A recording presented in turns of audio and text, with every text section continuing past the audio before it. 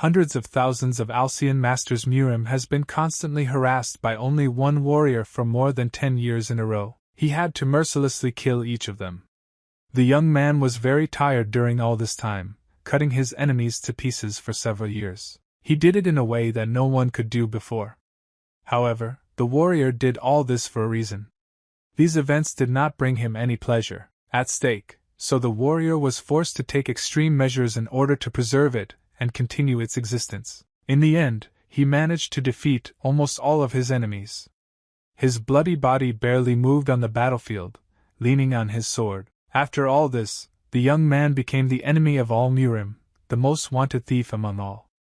His name was Qin Tianlan. Opposite the young man stood an enemy in a blue robe, holding a sword in his hands. After many murders, he asked the young man if he was satisfied now. Qin Tianlan stood opposite and listened to the mindless questions of the man who completely did not understand his shaky position. It was the head of Murima's alliance, Mook Chanik. He decided to deal with the common enemy on his own, without any help. He despised the actions and in general of his potential opponent. He asked the young man where he got so much cruelty from. The old man pointed with his hand to the battlefield, where hundreds of corpses lay. A large number of innocent people died at the hands of one soldier. Qin Tianlan was very angry with his opponent after these words. He gritted his teeth and barely held back his emotions at this moment. The young man said that it was not his fault, because it was the old man himself who started this great purge, sending his wards to him. He accused the Murima head of creating his image of the great slayer, who in reality did not actually exist. Mook Kiona only laughed in response to these words. He asked the young man if he really believed that the masters fought him only because of an order. The soldiers wanted to kill the young man of their own free will. The old man asked the killer if he really thought he didn't live up to the nickname he was given. He called him an assassin who was able to learn any kind of martial art just by looking at it once, and then use it against the enemy. Thanks to this, Qin Tianlan subdued the 5 major sects, including Feng. His skills were on a completely different level compared to his opponents. The old man reminded the young man that he had even killed the head of the Orthodox sect, Chan Muzambona, who was a very strong opponent. In addition, Qin Tianlan even defeated the head of Shaolin, who was considered the god of martial arts, before death came to him. Qin Tianlan noticed absolutely no enemies on his way. In the eyes of the world, he looked like a real demon with tremendous power. The head of the Murima pointed his sword at the enemy, and asked if there could be anything more terrible than what he had done in his life. The old man emphasized that all the people lived in fear, fearing to die at the hands of the monster that was the cause of their fear. Qin Tianlan looked at the old man with horror in his eyes and did not understand why people thought so, because he was simply defending his life. The young man calmed down a little and smiled at the old man. At the same time, he began to draw his sword, taking it in his right hand. He once again emphasized that he tried his best to protect himself, and his enemies constantly tried to kill him for nothing. Chairman Murimir did not want to hear any excuses from the young man. Smiling, he said that it all no longer mattered. He again pointed to the battlefield and told the young man to look around, assessing how many lives he had taken right here. Qin Tianlan completely disagreed with his surname. He looked at the corpses of people below him, but he did not feel sorry for them. The young man understood that they would not be able to have a constructive conversation with the interlocutor. He took out his sword and asked why the old man was telling him this. Mook Kiona was very wary at this moment. He watched the young man's movements to always be on guard. Qin Tianlan felt absolutely no burden on his shoulders. With a swing of his sword, he said that he would soon die. This was the only opinion the interlocutors agreed upon. The head of Murima was absolutely in agreement with the fact that the young man should be killed. Qin Tianlan immediately rushed into battle with his sword, emphasizing that they were going to take the old man with them to hell. Mook Kiona barely had time to react to this blow. He blocked a powerful blow from an opponent who was not going to give up. Qin Tianlan felt that he might lose this pain due to overwork, but it did not worry him at all. He had one mission left: take the old man with you to the next world. He delivered a powerful blow with his sword, which was again blocked by Murim's head. The old man was in complete shock from where the young man got so much strength. He barely restrained his onslaught, which did not cease to subside. Qin Tianlan fought every battle like his last. This one was no exception, and he went all out to finish off the enemy. One of the shots almost hit its target. Kiona noticed the blade of the sword, which passed literally centimeters from his head. Murimu's head fell back a little and landed. He realized that things cannot continue like this, and something needs to be changed. The old man looked at his opponent with a sinister look and asked why he was trying to defend his position to the very end. The man began to release a colossal amount of energy outwards, preparing for a counterattack to finally finish off the infamous killer. The old man was serious enough and put all his strength into this attack. He immediately got up from his place and headed towards the enemy. Kiona swung the blade of his sword, which glittered in the air, and said that it was time to save the young man's soul. Qin Tianlan had a completely different opinion on this account. He sped up from his place in time to counterattack. The young man literally repeated the technique of the old sword and struck him with the same blow in return. They differed only in energy. Kiona was shocked when he saw it with his own eyes. He could not believe that the young man had managed to copy his unique technique. Opponents collided in a powerful blow. A loud explosion was heard on the battlefield, which was accompanied by huge emissions of light. Murimu's head fell back slightly after the collision, sliding on the ground. He continued to watch the enemy carefully. Having made sure that the enemy was not attacking, the old man began to look around, assessing the situation around him. A sinister smile appeared on his face, which symbolized that he had an additional plan to defeat the killer. He suddenly raised his sword up, giving a signal to his wards and shouted loudly that this was the end for Qin Tianlan. The young man did not expect such a turn of events. He did not understand what was happening in general, and what could be expected from the enemy. Suddenly, dozens of arrows flew in his direction, which the young man did not expect. He could not even think about who was left alive from the Murimu alliance. Qin Tianlan tried to deflect all the Koma arrows flying in his direction. However, he did not see the danger from the back that hit the target. Arrows began to pierce the entire body of the young man, who could not do anything at this moment. Blood began to flow from his body in a river. The warrior fell to his knees, leaning on his sword from impotence. He wondered how he hadn't noticed dozens of enemies around him at all. Murimu's head immediately approached his enemy, who was on his knees. He stood in front of him and was going to finish the young man. Qin Tianlan was just shocked to hear these words. He was in great pain and did not want to hear it from the old man's mouth. The young man became very angry at this moment and began to stand up.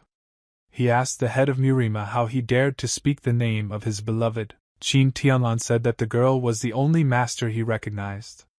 She had only recently become a majestic celestial dragon. Murima's head immediately betrayed her because she was on the side of the young man. Qin Tianlan could not forgive the old man for this. Kiona agreed that she was indeed an unsurpassed master. The girl died due to illness and love for her lover. The old man had something else to say to the young man. He said he had received a very interesting message before coming here. He informed the young man that he had a son, Nam Gun Cheon, who could not stand the pressure from his surroundings and committed suicide. Qin Tianlan was literally paralyzed by this information. He did not even know that he had a son from his beloved. The head of the Murima began to swing his sword to finish off the enemy. He said that for him it will be, on the contrary, a gift, because he can meet his son. Kiona thrust his sword into the chest of the enemy who was kneeling before him. Qin Tianlan couldn't resist and was still thinking about what the old man had said. He still could not believe that he really had a son. After finishing off the assassin who had killed hundreds of his wards, Kiona said that he hoped that the young man would be born normal in the next life. Even before his death, Tianlan continued to think not of himself, but of his son. He asked to be given another chance as he cannot die now. The young man lay with his eyes closed and felt that he was very cold. He couldn't figure out where he even was now. Qin Tianlan suddenly opened his eyes as if he had woken up. He looked somewhat different and did not understand what had just happened. The young man felt some strange mass in his mouth and spat it out on his hand. It was very unpleasant for him, considering the situation. Qin Tianlan looked at his hand and saw a pile of rice. Rice was used for the funeral ceremony, but the young man understood that the enemy could not do such a thing. He felt life pulsing through his body. The young man miraculously survived and could not understand how he managed it in such a situation. He remembered the moment of his death. Murimu's head cut through his ribcage precisely, which would not have allowed any person to continue living. Suddenly, Qin Tianlan realized that he was in an unknown city. He was lying on the bed, from which he immediately tried to get up. However, it turned out to be the best idea. The young man had almost no strength, which caused his sudden fall immediately after waking up. Qin Tianlan raised his eyes and did not recognize any objects. He saw a mirror in front of him, which was placed by someone who is unclear. After looking at himself in the mirror, the young man was literally speechless. He could not understand who he was and why he had such a face. In front of the entrance to the room stood two men in white robes. They were talking about a young gentleman who died 3 days ago. They went inside to check the young man's corpse. They discussed the fact that the young man carried the blood of the killer. Qin Tianlan had just woken up in a new body, and someone had already entered him. He couldn't understand what was going on. The men who entered the young man's room were simply shocked and froze when they saw his living body with their own eyes. They shouted loudly and began to run in different directions. They thought that the ghost of the young master had come down from heaven to take revenge. The man began to scream even louder when the young master grabbed him by the collar. He thought that these were the last moments of his life. Qin Tianlan hit the man on the head with his fist and told him to shut up. He had a headache anyway, and they were still shouting in his ears. The man fell silent immediately after that. He understood that jokes with the young master are bad and it is better to immediately follow his orders. Qin Tianlan gave the man a sinister look and ordered him to tell in detail why he was lying there like a corpse. The man told the young gentleman that this was the body of Sun's son. Qin Tianlan realized that he was now in his son's body. This alarmed him very much. He could not understand what delusion was happening, and how he was able to take possession of his son's body. Suddenly, the young man heard loud shouts behind him, calling his name Nam Gun-chun. The woman was approaching from behind. The young man recognized the voice he had just heard and could not believe that it was really him. Qin Tianlan turned his head back to see everything for himself. He recognized in front of him the face of his beloved Gong Song, whom he had loved endlessly all his life. She looked very scared. The woman suddenly grabbed the young man by the face and began to squeeze him. Qin Tianlan realized that this was not his lover, but that the women were just alike. The woman calmed down a little and came to her senses. She slowly exhaled and spoke, still very happy that the young man woke up. She continued stroking the young man's face and said that she absolutely did not understand what had happened, but she was very happy that it turned out that way. The interlocutors both came to their senses a little and left the room. Nam Gong Cheon asked his aunt to take him to a place. He kept thinking about Nam Gun Sung. The place where they came was like a place of honor, where an eternal candle of peace was burning. The woman who hugged the young man was named Nam Gong Hwa and was the younger sister of beloved Qin Tianlan. She was very surprised at the reincarnation of her nephew. Before, he was very angry because he was the son of a great assassin, but now he suddenly wanted to look at his mother's altar. Approaching this sacred and peaceful place, Nam Gong Cheon turned to his aunt and asked if he could stay here alone. Nam Gun Hwa did not fully understand her nephew. She could not refuse him, and told him that he needed it. She had no idea that Chun missed his mother so much. The young man stood silently in front of her sacred altar. The young man began to speak to his beloved son. He said that he himself did not know how, but ended up in the body of their native soul, their son. He added that it was not Cheon who should have died, but himself. But it was impossible to change anything. It turned out the way it did. Everyone pointed a finger at the young man, calling him the son of a murderer. It was unbearable, so he committed suicide. He talks about his beloved. Qin Tianlan assumed that the problem was that she left him and went home. The man seemed to see the account of his beloved near the altar. He was a little angry with her for hiding the existence of their son together. Because of all this, Nam Gun's family was also oppressed. Very difficult times came for her, and the family was literally on the verge of disintegration. The young man tried to understand the reason why he was in the body of his son. He did not know why fate had decided this way. He clenched his fist and said that he was ready for anything for the sake of his son. He was going to find out the reason for such an existence at any cost. He promised his beloved to bear the honorable name of their son and return everything to the way it should have been from the very beginning of their love. He promised to revive Namgun's family and everything that was dear to his beloved. He was going to catch everyone, including Lee Kang-ho. 15 days later, the head of the family, Nam Gong, called the young man to a family meeting. He had a very important and serious conversation with him. Nam Gong Cheon looked at his grandfather and marveled at the expression on his face that was stony even after his grandson had risen from the dead. The two members of the Namgun family sat across from each other, and remained silent for a while as they didn't know where to begin the dialogue. Chan decided to start first. In a serious and pressing voice, he told his grandfather to ask questions, if he had already called him. Nam Gong was very surprised by this behavior of his grandson. He did not expect that the young man would behave so brazenly. The head of the family was warned that the grandson's personality had changed, but he did not believe it until he saw it in person. The old man was very surprised that the young man was the first to ask him a question and looked straight into his eyes, not being ashamed of his presence. Gon looked back at his grandson and thought about how death can change a person, leading them to a righteous or an unrighteous path. Cheon decided that the chairman had nothing to say to him. He added that it was necessary to think before calling him to himself. Gon was simply shocked when the young man said those words. Cheon added that they are both uncomfortable right now, but he is holding his own. Nam Gunhwa was very worried about her nephew. She did not expect him to be rude and talk in such a tone. The aunt became very worried when the young man said that he thought everyone would shun him because he was the son of a great murderer. Gon balled his left hand into a fist and asked who said that anyway.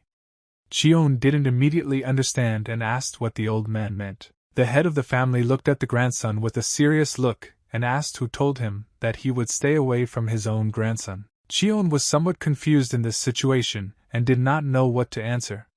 He paused to consider his words above. Nam Gong told his grandson not to judge other people's intentions, as this is the main mistake in building any relationship. Cheon realized his mistake and nodded his head, saying that he completely agreed with everything and would take the old man's advice into account. Gon continued to look at his grandson, who had changed a lot.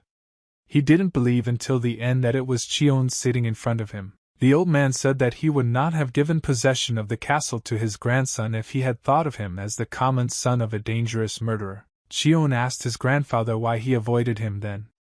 Gon was very surprised and asked when the young man managed to regain his memory. Chong replied that I still haven't returned to you, and he made preliminary conclusions from what he heard in this castle. The chairman immediately looked at his daughter, as he understood that she was the one who told him. Hwa felt very uncomfortable with her father's gaze. Cheon said that even though he inherited the castle, he still caused the death of the chief's daughter, and that is not easy to forget. Now Gon understood what the matter was. He asked his grandson if he had really made his decision to commit suicide based on these facts. Cheon began to clutch his clothes with his hands. He said that he is at an age when it is difficult to deal with such problems on his own. The chairman asked permission to ask his grandson one last question. If he were to face a similar problem again, how would he solve it? Cheon confidently looked at his grandfather, and replied that he was not going to stand on the same rake twice and commit suicide. Family head Nam Gong heard everything he wanted. After the young man answered the question, there was silence between the interlocutors. Gon told his grandson that he could go. Nam Gunhwa breathed a sigh of relief after this tense dialogue was over. As soon as the young man started to get up from his seat, the chairman asked him to wait one more time, as he had important information. Nam Gong gathered his strength to tell his grandson information that could change his life. It was about his father. Nam Gun Cheon was absolutely shocked when he heard the chairman say that his father was not at all what he was called. The moment they remembered the moment from their lives when they met on the battlefield. Their conversation took place in a tense atmosphere. Nam Gong Cheon pointed his sword at the young man and said that he was not a murderer at all. Chin Tanlana did not understand what the old man wanted from him. The head of the family hid his sword and added that the world wouldn't leave him alone anyway, so he needed to learn fast attack skills. He advised the young man to get out of here and run, as this was the only way to survive. Chin Tanglon was simply shocked by these words. The head of the family, Nam Gun, said that fate is turning the other way for the young man, but he must continue to live and get out of here. Passed after Qin Tianlan got used to his new body. He sat in the lotus position meditating in his room. The young man was completely focused on the flow of energy that his body released. He breathed in and out slowly, controlling it. Qin Tianlan was very pleased with his son's body. He thought he had finally succeeded in making this body usable. The Nam Gong family's Azure Sky Divine technique shocked the young man. He didn't expect her to be so strong. Qin, for the first time, Tianlan was shown this technique by his beloved Song. Then he did not discover all the weaknesses of this technique, and got rid of them. The only thing that was needed was for the son's body to inherit these skills. Qion slowly got up from the ground, intending to go somewhere. He looked at his body and called it pretty good. The set was really suitable for crushing enemies. Qion was lucky enough to inherit the blood of the mother of a majestic heavenly dragon. But Qin Tianlan saw another unsolved problem. He looked at his hand and wondered if he would even be able to use his own copying technique in this body. This technique was called the Copying Eye. The skill allowed the owner to master any fighting technique at first sight. It was Qin's personal technique Tianlan.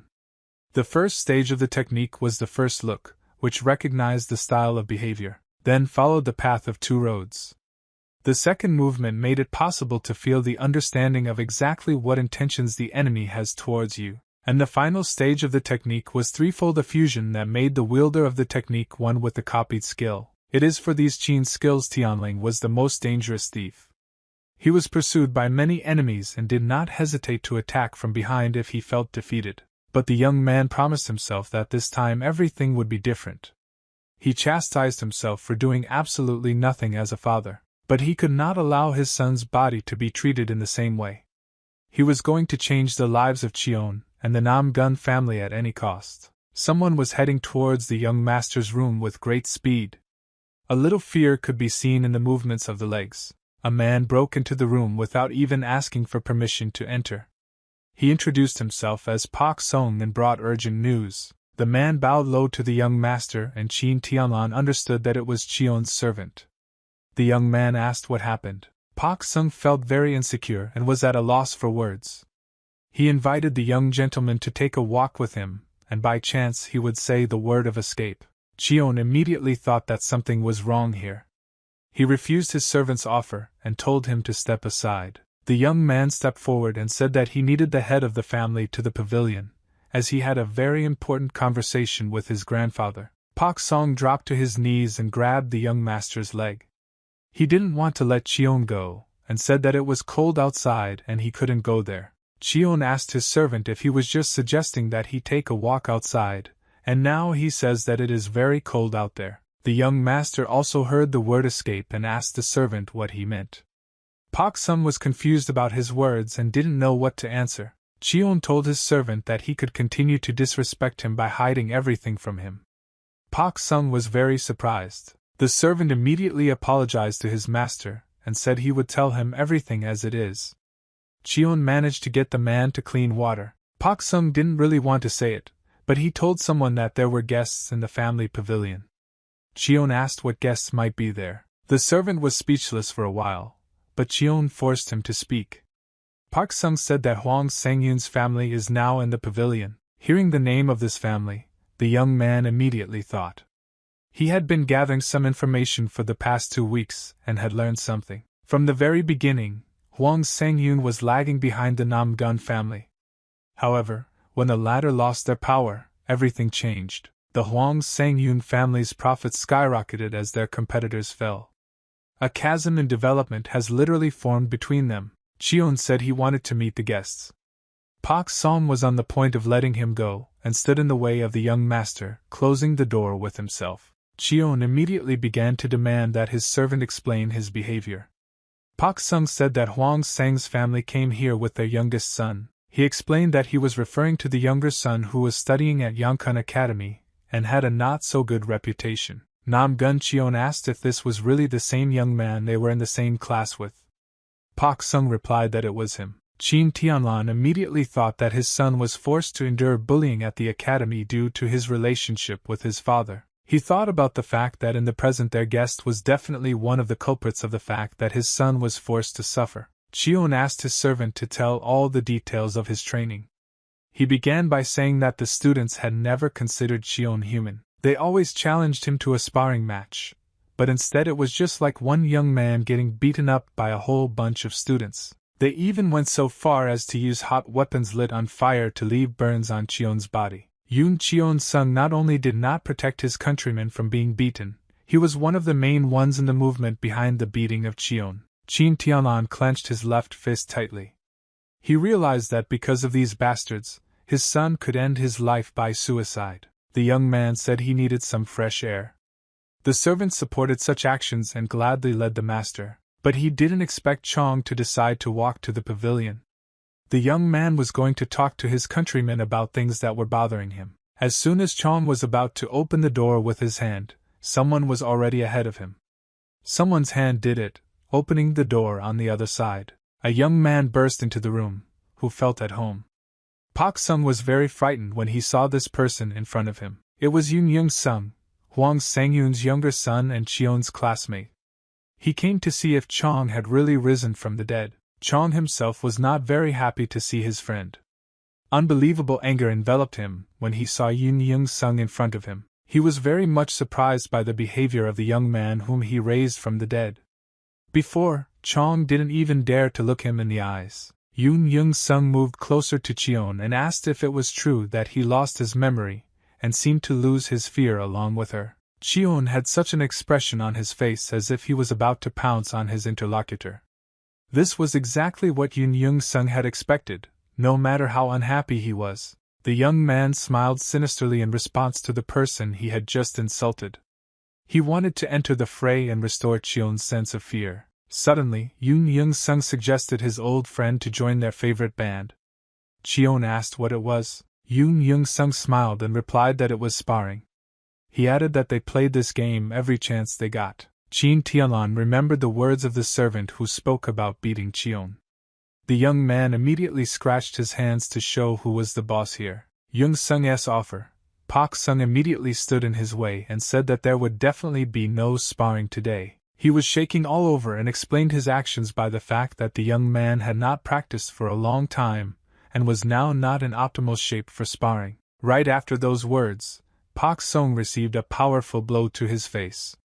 He had no chance to dodge. Yoon Jong Sung took this blow and ordered the servant to shut up and let the noble young masters, who knew what to do themselves, speak. The young man continued to rage at the servant, calling him an ill-mannered pig.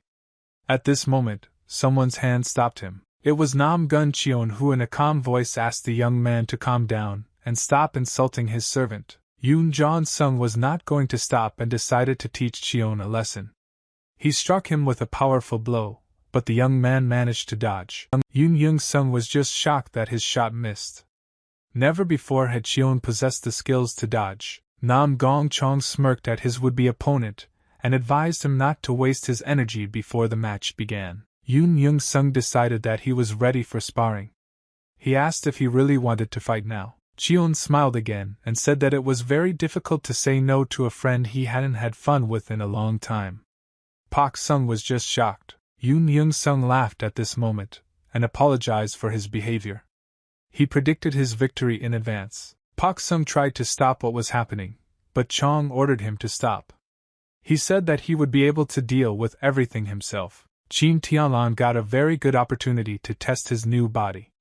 He told the servant not to worry as he was completely different now. The young man approached the warehouse where the swords were lying. Yoon Jong Sung watched his opponent, and thought that he was going to end now. Cheon took the sword and threw it at his opponent. He asked just in case if he really wanted to fight, warning that he had changed a lot. Yoon Jong Sung deftly caught the sword and replied that the young man was a complete fool as he had never been afraid of him, and was not now. Nam Gong Chong was very pleased with this answer.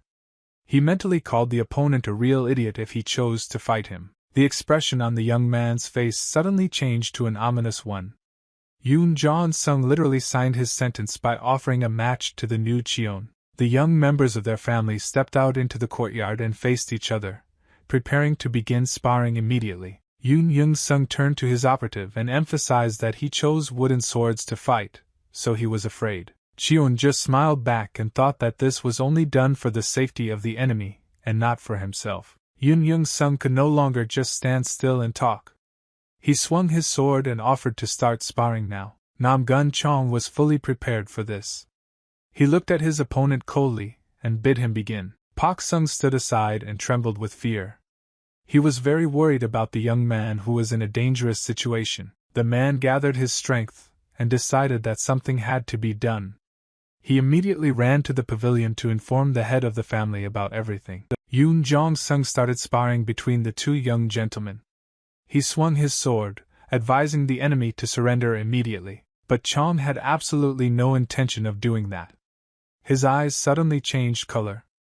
Qin Tianan decided to use his copying technique. He could clearly see the enemy's energy streams flowing through his body.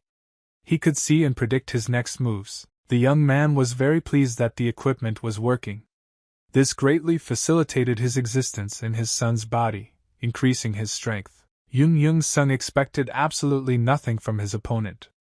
Approaching him, he called him a fool, because he opened up a lot. Nam Gong-chong met his opponent's eyes and said that he was not at all bothered by the fact that he had weakened his defenses. Yoon Jong-sung was literally centimeters away from his opponent's body. Cheon finally drew his sword in time to block the blow. Yoon Jong-sung didn't expect the opponent to dodge his attack so easily. The swing of his sword cut through the air, not the enemy. Cheon continued to watch his opponent with a copycat eye. Qin Tianan could use this technique while continuing the fight. He turned to his opponent and laughed at him for the fact that his slow attacks wouldn't even be able to damage that body. Yoon Young-sung was very hurt by these words and started to get angry. This was evidenced by his right hand, which gripped the hilt of the sword as hard as it could. With loud shouts, the young man charged again. He counted on the help that she should have already finished, but everything turned out to be more difficult. Nam Gong-chong deftly dodged or blocked the enemy's blows. He behaved as if he fought 10 opponents every day. Cheon once again laughed at the enemy, calling him slow. He scored. Where does such a fool get so much self-confidence? Yoon Young-sung was simply shocked by this turn of events. He couldn't figure out what was going on, and why his equipment wasn't working. The young man clenched his teeth, holding back his anger, and tried to reassure himself that the enemy was just lucky to dodge a few times. He rose into the air again, swinging his sword to attack the enemy. He was going to test how long luck would be on the enemy's side. Cheon was very surprised when the opponent increased his speed. However, it still wasn't his level, which wouldn't cause any problems. Chong struck with his sword in response to the opponent's strike. The swords clashed in a powerful strike, radiating energy. The young men stood opposite and could look each other in the eye. Chong was smiling at his opponent, something that could not be said for Yoon Jong-sung. The young man was completely shocked by what the enemy had just done. There was no way he expected Cheon to be able to block it. He started to get very angry, emitting a lot of energy. He promised to finish off the enemy with his next attack. Immediately after these words, Yun Chongxing rose into the air and swung his sword to deliver the final and most powerful blow. However, Cheon perfectly saw the moment of the enemy's strike. He quickly lifted his left leg off the ground to counterattack with it. The young man delivered a powerful blow to his opponent's shoulder, which stopped the movement of the body. Yoon Young-sung couldn't do anything at such a speed. Hwang Sang-yoon family was in a completely disadvantageous position. He perfectly understood that the enemy could kill him at any moment. It looks like Cheon is going to do just that. Knocking his enemy off his feet, the young man swung his sword, exposing its blade directly in front of him. Cheon pierced his opponent's body with a wooden sword. Yoon Young-sung couldn't do anything. He spat out blood after the impact. Cheon thrust his sword firmly into the enemy's body.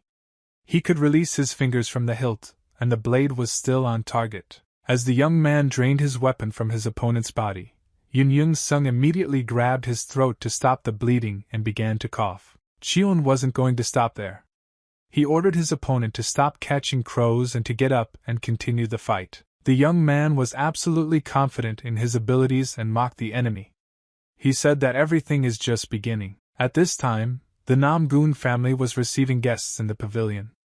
The head was sitting opposite, sipping tea, and his youngest daughter was standing next to him. The guest made an offer to the chairman on not too good terms, which angered the man a little more.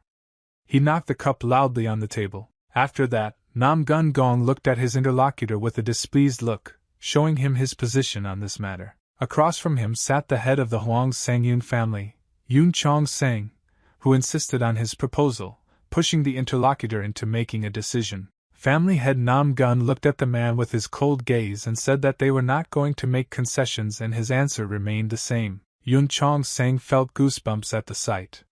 He could not understand why the chairman did not want to surrender with his family. When the eldest daughter of a majestic dragon family fell in love with a majestic assassin, Nam Gun lost his majesty due to various gossips. The family felt a deterioration in their financial status, so they began to sell their real estate, including several plots of land. Chairman Huang Sangyun thought that now the family is making ends meet and only thanks to their help, but still does not give in. Yun Chong Sang kindly addressed the representatives of the other family and advised them to make concessions in their not the best situation. The man thought about what else he could offer and said that he had a proposal that would allow the Nam Gun family to rule the Huang Sang house. He proposed to Chairman Nam Gun to give his daughter in marriage to his son. Nam Gun was simply shocked by such a proposal. Yun Chong Sang, for his part, promised to give the allied clan administration and other affairs if they agreed to this offer. The man knew that his eldest son had long been in love with this girl, and making her his daughter-in-law would be the best solution. Nam Gunwa looked back at the man and thought that he was too confident because her father would not make a hasty decision. The head of the family, Nam Gong, could no longer tolerate this treatment. He began to get angry and clench his left fist. Nam Gong got up from his seat and looked at the interlocutor with a sinister look. His figure looked very creepy. Yun Chong Sang was very scared when he felt the gaze on him. He realized that a tiger can be dangerous even without teeth. Suddenly, the high-ranking people's conversation was interrupted by Pak Song. He burst into the room and alerted head Nam Gun about the trouble. The servant immediately fell on his knees before the master and apologized for breaking in here. He explained that the matter is very urgent. He announced that Chong had started sparring with Mr. Yun. Nam Gun didn't understand why he would do this since he was still raw. Pak Sung informed the audience that he was doing absolutely everything to stop the young master, but he did not listen to him. Yun Chong Sang was the only contented person in the room. He asked the favor if Chun had voluntarily agreed to spar. Hearing a positive answer, the man smiled and said that then there is no problem and let the young men practice a little. Chairman Nam Gung decided to agree with his face. Nam Gun-hwa, on the other hand, reminded his father that his grandson had only recently come to his senses. Yun Chong Sang started bragging about his younger son's skills. He invited the audience to go and watch their sparring. Nam Gong had no choice but to agree to this offer. He tried to keep himself in his hands and not react to provocations. Yun Chong Sang had one big remark on this score. He asked to wait so that everyone could clearly hear what he was saying now. The man said that sparring by voluntary consent means that after it there will be no claims for injuries. Meanwhile, the sparring between the two young men continued.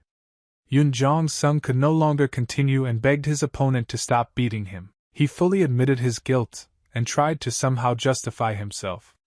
He said it was just a joke to a friend. Cheon wasn't going to listen to his opponent's excuses. He swung his sword and said it was his turn to joke. He delivered a powerful blow to a worthless opponent who could not do anything to him.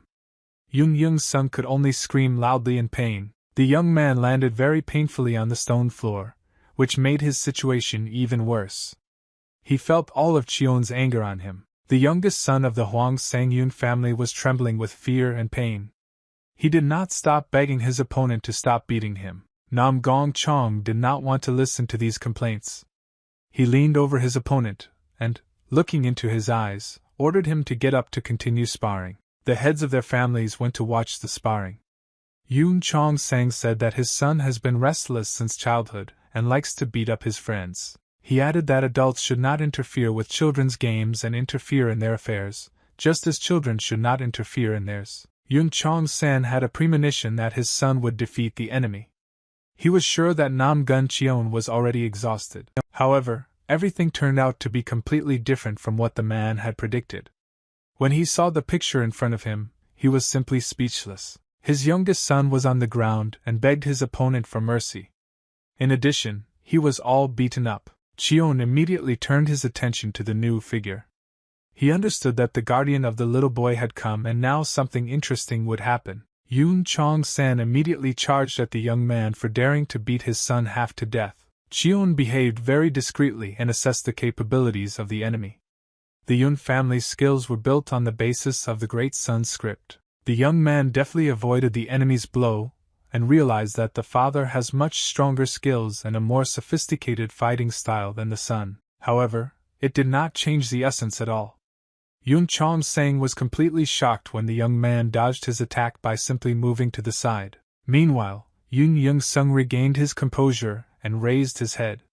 He looked straight ahead and did not understand what was happening. The young man received a powerful blow to the chest from his father.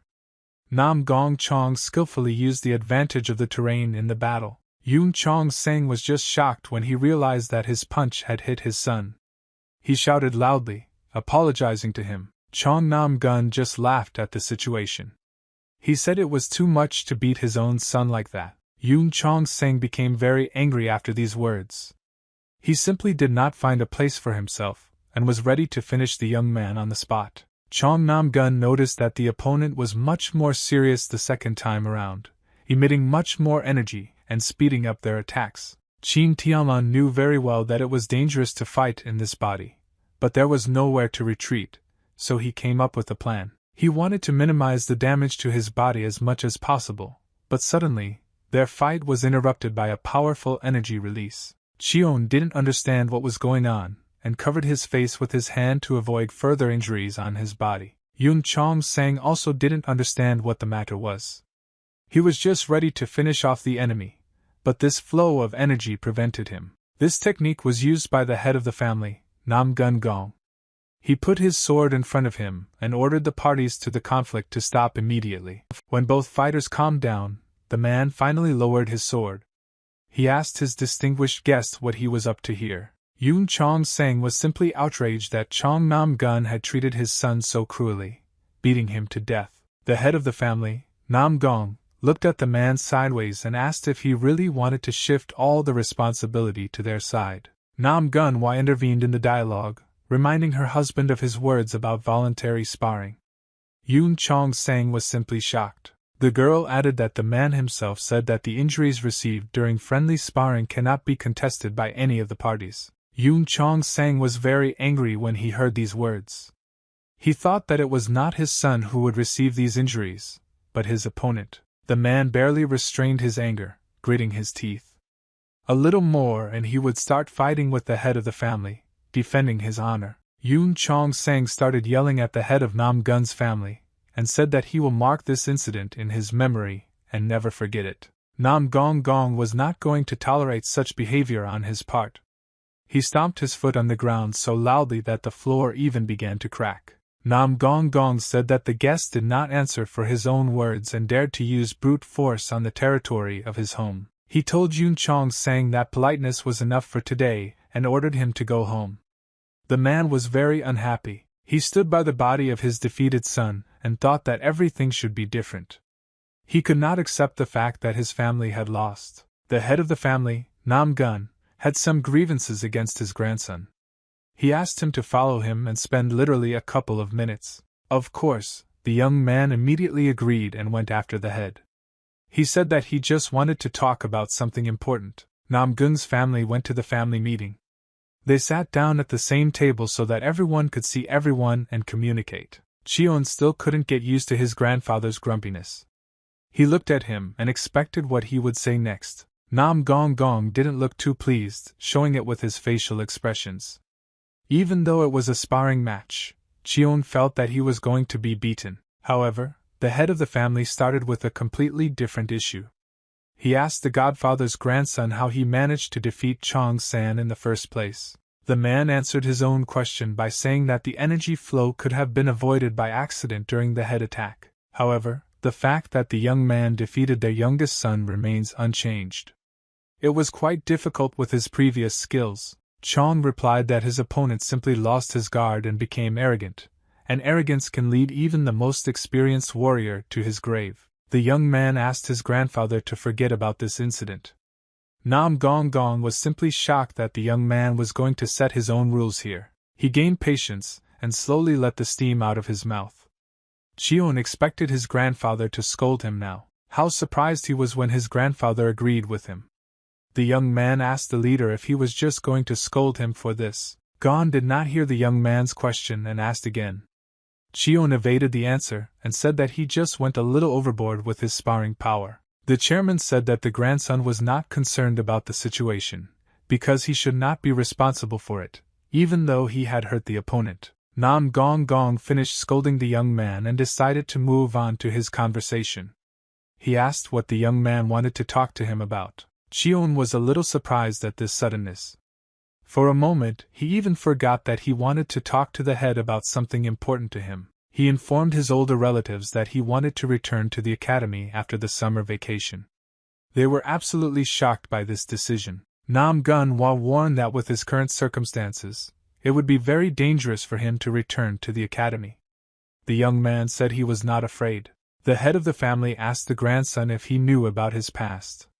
Clutching his clothes, Cheon said he remembered everything better than anyone. He added that he had inherited the blood of a great assassin, so no one would be happy to see him, but he had to go to the academy. After hearing his grandson's answer, Nam Gun Gong asked him if he was really going to return to the academy after all this. The young man replied that he is not going to hide all his life and there are no such problems that cannot be overcome in this life. The head of the family thought about the young man's words and said that he reminded him a lot of his father, who was persistent and fearless in any situation. But the man added that even a great killer died in this world where absolutely everything is decided by the power of fighting skills. Cheon replied that his father had done everything wrong and that he was going to continue living, despite the insults and beatings in his direction. The head of the family thought about the young man's words. They touched his soul and he decided to leave the young man alone with his decision. Nam Gong Gong understood very well that this was not all that the grandson wanted. He asked what he wanted to get if he went back to the academy. Relatives understood each other with half a word. Cheon said he wanted to get the precious ancestral sword that is only found here. The head of the family was simply shocked by such a request from the young man. He did not know how to react, and whether it was possible to give this weapon to a young man. Nam Gun-hwa was even more shocked than her father. She couldn't believe that Cheon would ask for this weapon at such a young age. The precious ancestral sword was the heavenly sword of Cheon's mother. She possessed it perfectly, and then the weapon gained tremendous power. The young man was going to take over his mother's skill and asked the head to give him this sword. He was not at all worried that he had asked for too much. Nam Gun-hwa sat next to her father, and wondered why the young man needed a family heirloom. Maybe he wants to have a memory of his mother, and knew her father very well. She looked at his face and understood that he would not be able to give this sacred sword into the hands of his grandson. However, family head Nam Gun shocked absolutely everyone. He said he was entrusting the sword to his grandson, but he should be careful with it. Cheon bowed low to his grandfather and thanked him for his trust. He promised to guard the sacred relic like the apple of his eye. Nam Gun-hwa was simply shocked when her father ordered her to give the heavenly sword to the young man. She literally began to envy him. Pak Song was in a great hurry and finally arrived at his master. He barely made it to the moment when the young gentleman had not yet set off. The servant was very worried about the young master and begged him to be more careful. Chong said that there is no need to take care of him for the rest of his life. The young man looked at the man and realized that Cheon had much more fun in life and was not alone with such a person by his side. Cheon set off along a forest path that ran through the middle of the forest. The sun shone brightly outside, filling the plants with energy. Walking through the forest, the young man suddenly stopped and saw an obstacle in front of him. He did not immediately understand what was happening. It was Yoon Young-sung who was limping after the previous fight. He welcomed his old friend and waited for him here. Cheon was a little surprised that the youngest son of the Hwang Sang-yoon family was waiting for him here. Yoon Young-sung said that he wants to go on the road together. Hearing these words, Cheon immediately threw his bag into the interlocutor's hands. Yoon Young-sung is simply shocked by this behavior. Cheon asked the friend if he had any objection. Young-sung replied that he was fully willing to help his friend and carry his things. Cheon planted his foot firmly on the ground and told his friend to prepare for something special and difficult. He told Yoon Young Sung to hold onto his things tightly and quickly follow him, trying to keep up with each step. Yoon Young Sung didn't understand what the young man meant and asked what he was talking about anyway, since they didn't need to rush anywhere. However, Chong ignored his friend's question. Immediately after his words, the young man got up from his seat and quickly headed forward. He decided to test his friend's speed. Chin Tang-on looked very pleased as he mocked the person who insulted his son. Yoon Young Sung was simply shocked by this turn of events.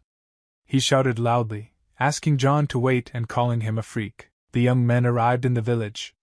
Yoon Young Sung was very tired of carrying things. Cheon told the boy not to be dramatic as they were not heavy. Cheon turned to face the other person and gave him a sinister look, saying that it was now his turn to carry things. One thought entered the young man's head. He asked his friend why he didn't go by cart this time, as he usually did. The guy was very confused while answering the question. He said that his father told him to walk this time. Cheon turned his attention to the hotel that Yoon Young Sung had stayed at earlier on his way to the academy. The young men entered the hotel and John told them to prepare the best room for them, saying that Yoon Jong Sung would pay for everything. The young man was simply shocked and very angry. He realized that Chong wanted to shake all the money out of him while he was in the hotel. The young men were led to a really cool room. Yoon Young Sung realized that he would have to spend a lot of money paying for her. Cheon told his friend to make himself more comfortable. Yoon Young Sung got even angrier when Chong started mocking him. Cheon decided to remind his friend of his place and threatened him. He said that they were going to have dinner and asked if the young man would mind. The morning of the next day came and the young men left the hotel. The staff saw off their guests, inviting them to their place the next time. Yoon Young Sung was beyond angry as his wallet was empty. He spent all his money on a luxurious room and dinner. Cheon continued to taunt the boys and said that he was somehow misexpressing his emotions of gratitude for staying at the hotel. Yoon Young Sung looked at the interlocutor with a sinister look. He mentally told him to wait and very soon he would get his. Cheon again suggested his friend to run as it was the best practice. He did not stop mocking him for a second. Upon hearing the words about them, Yoon Young Sung's hands literally began to shake. He no longer wanted to obey the orders of this fool. This time, Yoon Young Sung decided to outrun his friend and set off first, regardless of the weight on his shoulders. Cheon followed his friend with a look. He chose the perfect moment to try out his newly learned flying step technique. Cheon decided to give his opponent a head start. All the same, Yoon Jong Sung had no chance against the new Cheon. The young man felt that his physical condition had increased many times over, but it was still clear that he had not unlocked even half of his potential. However, even this level was absolutely enough to fight on par with many of the first-class masters in this world. Cheon rose into the air and with a smile on his face headed to catch up with his friend. He was going to do it in seconds. While still in flight, the young man noticed something strange on his way. This alarmed him greatly, and he decided to stop. Cheon landed in the middle of the forest to assess his surroundings. It was here that his friend stopped, who could no longer continue the race. It was a place hidden from prying eyes in a dense forest. Cheon wondered why his friend had stopped at such a place. Yoon Young Sung was very tired, constantly continuing to run along with things. He was breathing very heavily, trying to catch his breath. Suddenly, the young man fell on his knees in front of Cheon and asked him to give him a chance to rest at least for a little while, as he was struggling a lot. Cheon told his friend that he needs to work on his skills as even a dog can run faster. Yoon Young Sung was indignant. Cheon decided to put his friend in his place and hit him on the head, asking where he got such a sinister look from. He added that you can't stare at your friend so ominously, wishing him harm, when he gives you good advice. The young man started threatening Yoon Young Sung again. The guy immediately realized that he smelled fried and began to apologize for his behavior. Meanwhile, someone was hiding behind a tree. Cheon asked his friend what he was shouting after him when he started running the first time. Yoon Young Sung decided to pretend to be a fool to avoid getting kicked. He said that he wished him luck, but Cheon heard something else. Deep down, the sign felt completely different. He was still very angry with Cheon for shaking all the money out of him. Cheon noticed that the boy was constantly looking around. He asked why he was doing this as they were not waiting for anyone. Meanwhile, the people standing behind the trees slowly began to show themselves. They were dangerous, as their weapons suggested. They slowly went behind Cheon. The young man said that they were very lucky that they did not meet robbers on their way. Cheon pretended and perfectly felt the presence of danger behind his back. Now the robbers had no need to hide their presence. One of the robbers turned to the handsome young gentleman and asked where he was in such a hurry. His intentions were definitely not good. Nam Gong Chong quickly assessed the situation he was in now. He was surrounded by soldiers of the second class and one soldier of the first. The bald bandit once again asked the young men where they were in such a hurry. From his mannerisms, Cheon immediately knew that he was the leader of the group. The young man replied that they were just going to the academy. The bald man was surprised by the young man's coolness towards him. Yoon Jong-sung was very pleased with the events that were about to unfold. He thought that Cheon didn't have much time left to show off. Meanwhile, the robber put the blade of the sword to the young man's throat and advised him to calm down, as he might leave him without a head. Cheon actually ignored the robber's threats. He said that an ordinary bunch of thieves couldn't do anything to him. The leader of the bandits was very angry after these words. He ordered to immediately give everything that the young man had, otherwise he would say goodbye to life. Cheon continued to keep his cool and replied that he had absolutely nothing to pay the thugs. He pointed his finger at his friend and said that he had all the money. Yoon Young-sung was just shocked when he was handed over. The leader of the robbers began to worry about his position, because the young man behaved very confidently. He gave him one last warning. Cheon was not going to give anything to the robbers. He looked at the enemy with a cold gaze and asked if they were really ordinary robbers. The leader felt this demonic look on him. Cheon said to think very carefully about the answer because his life could depend on it. At this look, the robber's hands began to sweat and shake. He had never seen such strength before, but he wasn't going to back down. The man shouted, calling the young man a bastard, and rushed at him with a sword in his hands. He was going to give his opponent a taste of his blade. Cheon himself was already tired of the conversation, and was only glad that the enemy wanted to fight him. It's time to test your sword. Chong told Young-sung not to get too close as he might get hurt. The young man gave Kona's bag, which he carried with him. Young-sung felt much more confident than before and did not want to back down. Chong thought that it didn't matter since he was going to get hurt anyway. Meanwhile, the warrior needed to focus on his opponents. The leader of the robbers was already approaching him and promised to blow off his head. Cheon took out his sword in time and blocked the powerful blow of the enemy. The robber was simply shocked that the young man had such a powerful power. Cheon knocked the opponent's sword out of his hands so that the blade cut into them.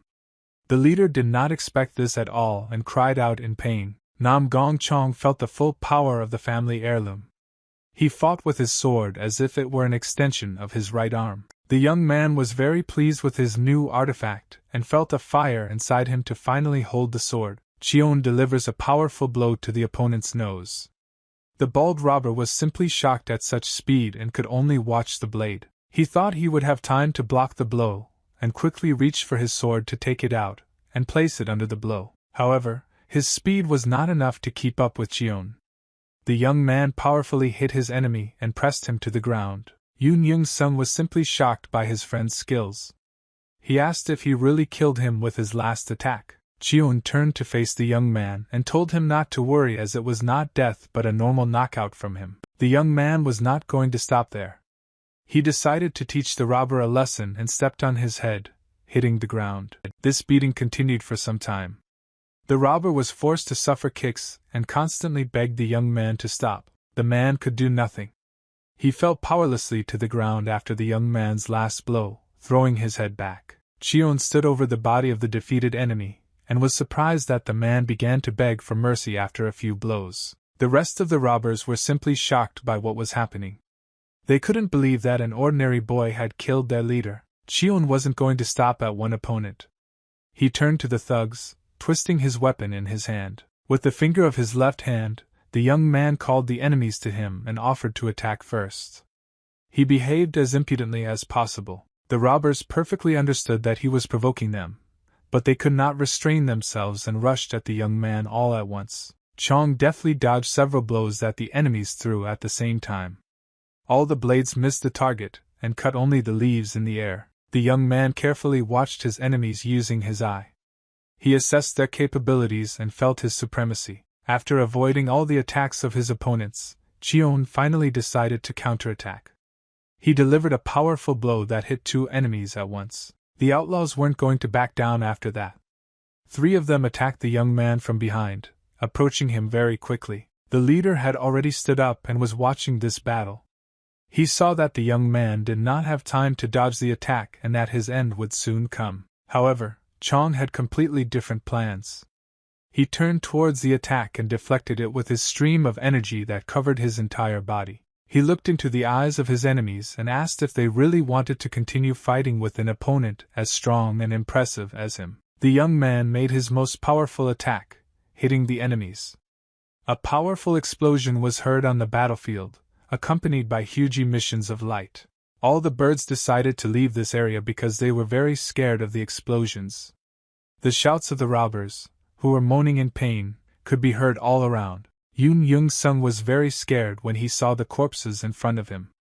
He couldn't understand how this happened in just one attack. Suddenly, Cheon turned to his friend, which startled him greatly. Young-sung thought that now it was his turn to answer for his actions. Cheon remembered the moment when he asked his friend to step aside and asked what he said back then because he listened a little. Young-sung wrung out and said he wanted to help. He decided to act in advance and offered his friend to take the robbers' belongings. Jong laughed and said that this was the first bright thought that came to Jong-sung's head.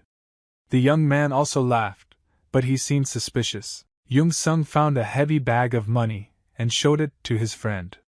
Deep down, he was very angry because the money was meant for someone else. Chong took this bag in his hands and felt its weight. He asked the boy if this money would be enough to rent a cart for the journey. Cheon said that he still needed to see the faces of the enemies before leaving. Young-sung couldn't allow it since it was his relatives. As soon as Cheon got hold of one of the bodies, Cheon-sung stopped his friend and said that they might be in trouble and that they would be chased. Then, Cheon decided to go on a showdown with his opponents and started to draw his sword. He said he would finish off the men right now. Young-sung stopped the young man again. He said that it may not be all members of the group and they may come to them for revenge. Chong again praised his friend for his good opinion. He came up with a plan that would allow them to be in the most advantageous situation. After some time, the robbers saddled 2 horses and hitched a carriage to them. They were escorting someone important inside the booth. Cheon was sitting there, enjoying the ride. He turned to the robbers and told them to prove him comfortably if he had already spared them. Young-sung was simply shocked by the plan his friend came up with. He couldn't understand how it was that Cheon was in control. The cart arrived in the capital city of Hubei. Men in black masks were looked askance at and considered robbers. Cheon enjoyed the life of the capital, looking out the window. As he expected, life in the capital was the key, not sparing anyone. Young-sung couldn't enjoy the scenery like his friend. He was still angry with him, and clenched his right fist tightly. He mentally called Cheon a bastard who had ruined their trip and turned his relatives into servants who looked like robbers. When Cheon turned his head, Cheon-sung was very frightened. Cheon asked if there were really 3 educational institutions in their capital. Jong-sung told someone that one of them was the martial arts academy that combined the largest number of people from the 9 Great Gates sect. Another academy was the Academy of Chivalry. Rich people from the Mon, Sanghan and Tenga families studied there, but no one else, and in the 3rd they studied. The academy was called the Heavenly Dragon. Young-sung was surprised that Young didn't even remember that. Qin Tianlan thought about his son's life, which could have been completely different. If only the man knew about the existence of his child. Cheon asked if their academy was really the weakest. Young-sung replied that she is not the weakest and is among the 3 strongest in the city. Cheon concluded that she was hopeless and asked what they even taught there. Jong-sung explained that Kangho masters teach there. There you can study the organizational features of the Murima Alliance, as well as learn about the army and the battlefield from experienced teachers. Cheon still thought that the academy was a complete mess, because they didn't teach any practical skills, only the rules of the alliance. The young man understood almost everything about the academy. He reached up and looked out the window, concluding that they were close. Young Sung decided at the last moment to ask his friend for a favor. He asked if the young man could keep a secret. Young Sung explained that he was referring to his defeat in sparring. He didn't want the whole academy to know about this incident. Cheon looked at his friend with a sinister look. Chin Tianlan realized that this bastard always only cared about himself, and his son suffered. The young man smiled and thought that there was no need to hide what the students would soon find out anyway. However, Cheon smiled pleasantly and agreed to keep this information a secret. He perfectly understood that it was still useless, but Cheon had some conditions in return. In return, he asked a friend to tell him details about the students of the Heavenly Dragon Academy. Cheon was sitting at one of the tables in the academic center of the Heavenly Dragon Academy. The silence around seemed very strange to him. The young man was very bored. He thought that no one was aware of the latest news and the students would not beat him up. Suddenly, Chong heard conversations behind his back as the son of the great assassin rose from the dead. He was interested in this conversation. The three students talked about the blessing Cheon brought to the wall through his death. The young man silently listened to the conversation of his fellow students. Cheon recognized the handsome man standing in the very center. Song Won-hyun was in charge of everything that was happening within the confines of the room. The young man realized that next to him was Peek Lee-hyang, who was the only daughter of the Peek Lee family and Hanam's first beauty. Song Won-hyun was very angry with Cheon because his favorite teacher died because of him. It was simply unbearable. He approached his hater from behind and said that he would like to tear him apart. Cheon behaved as discreetly as possible. He understood absolutely nothing of the young man's words. Tianlan had no idea that one of the teachers had died because of him. The man concluded that some teachers were mobilized and he fought with them. The students approached the young man and started talking. Song Won-hyun smiled at the young man's face and politely greeted the young lord of the Nam-gong Great Clan. His smile was fake. He removed it from his face and asked the young man why he was sitting here alive and well if there were rumors about his suicide. Cheon Nam-gun wasn't about to show his emotions. He said that if he was sitting right in front of them, then the rumors turned out to be false. Song Won-hyun was very surprised by the confidence of the young man, who had previously been afraid to even look in his direction, let alone answer anything. Baek Lee-hyang also decided to join the conversation and asked Chong if it was true that he lost his memory, and how he felt. Cheon brazenly replied that he was feeling just fine until the interlocutors approached him. The girl was amazed. She slowly put her right hand on the young man's hand and said that she meant something completely different by her words. Baek Lee-hyang asked the boy how he felt the moment he decided to end his worthless life by suicide. She began to scratch the young man's arm, asking if he had met his father in hell, or if the great murderer was still alive at that moment. The girl even dared to mention his mother, who is also probably in hell. She said that the young man's family belongs there. Cheon is by no means the image of a girl. He smiled in her face and thought that she was simply not out of adolescence. Seeing that insults had no effect on the young man, Baek Lee-hyang decided to switch to a different strategy.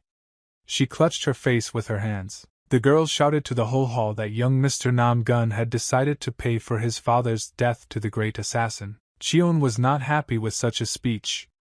P. Lee-hyang told the audience that they could order whatever they wanted and would not have to pay. Song Won-hyun tapped the young man on the shoulder and said that he had become a normal person after returning from the world of the dead. He said that he thought Cheon would do anything to protect his worthless father. Cheon was already on the verge of holding back his emotions. Song Won-hyun united all the students of the Blue Dragon class against one. It was a very good method of isolating an unnecessary target from everyone. Tianlan admitted that this was a very good move, as everyone benefited, and the supporters of this fool realized this very quickly. Cheon clenched his teeth as hard as he could, holding back his emotions. He saw in the boy in front of him a young version of the merciless Kanho. He clenched his fist tightly.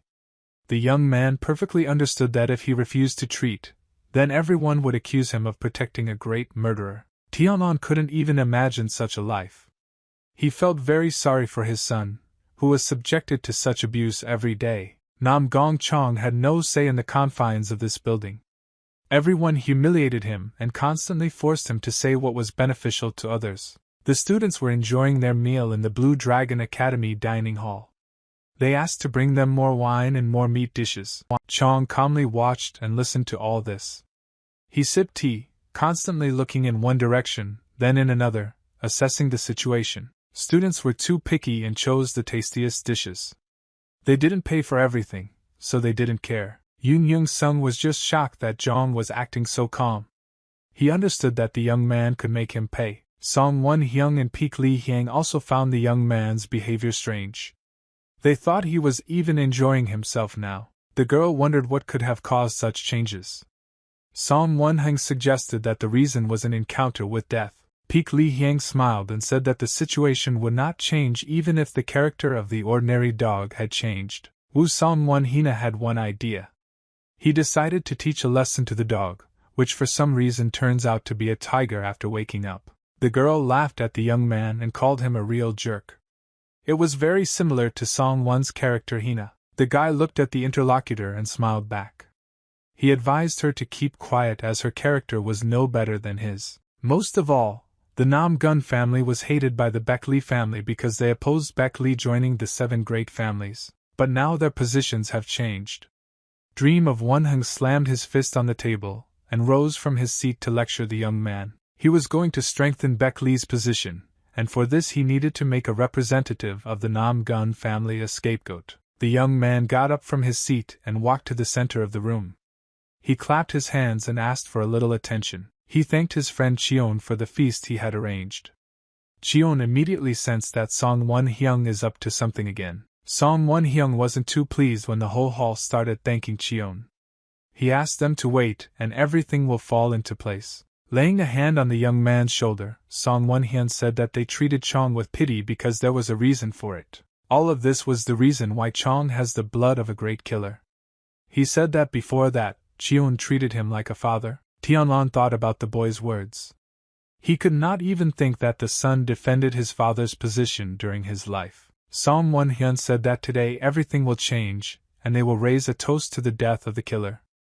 The young man said that he would not allow anyone to insult Chan, but all this was not done just like that. The young man had a clear plan of action and said that those present should make sure of Cheon's loyalty. Cheon did not understand what was happening at all.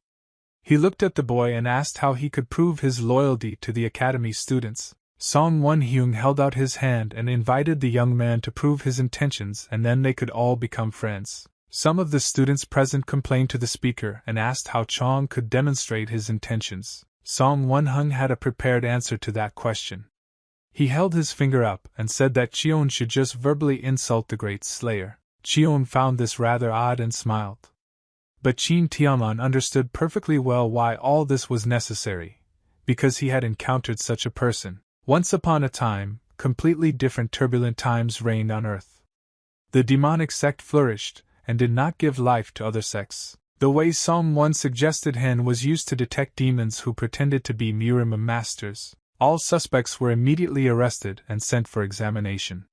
They began to be insulted and called demonic freaks. The method was very simple but effective, as the demon sect's supporters had a lot of faith in their leader and couldn't stand it. Song Won-hyung moved closer to Cheon and suggested that he take the test, calling his father a real freak. Peek Lee-hyang watched all this with a smile.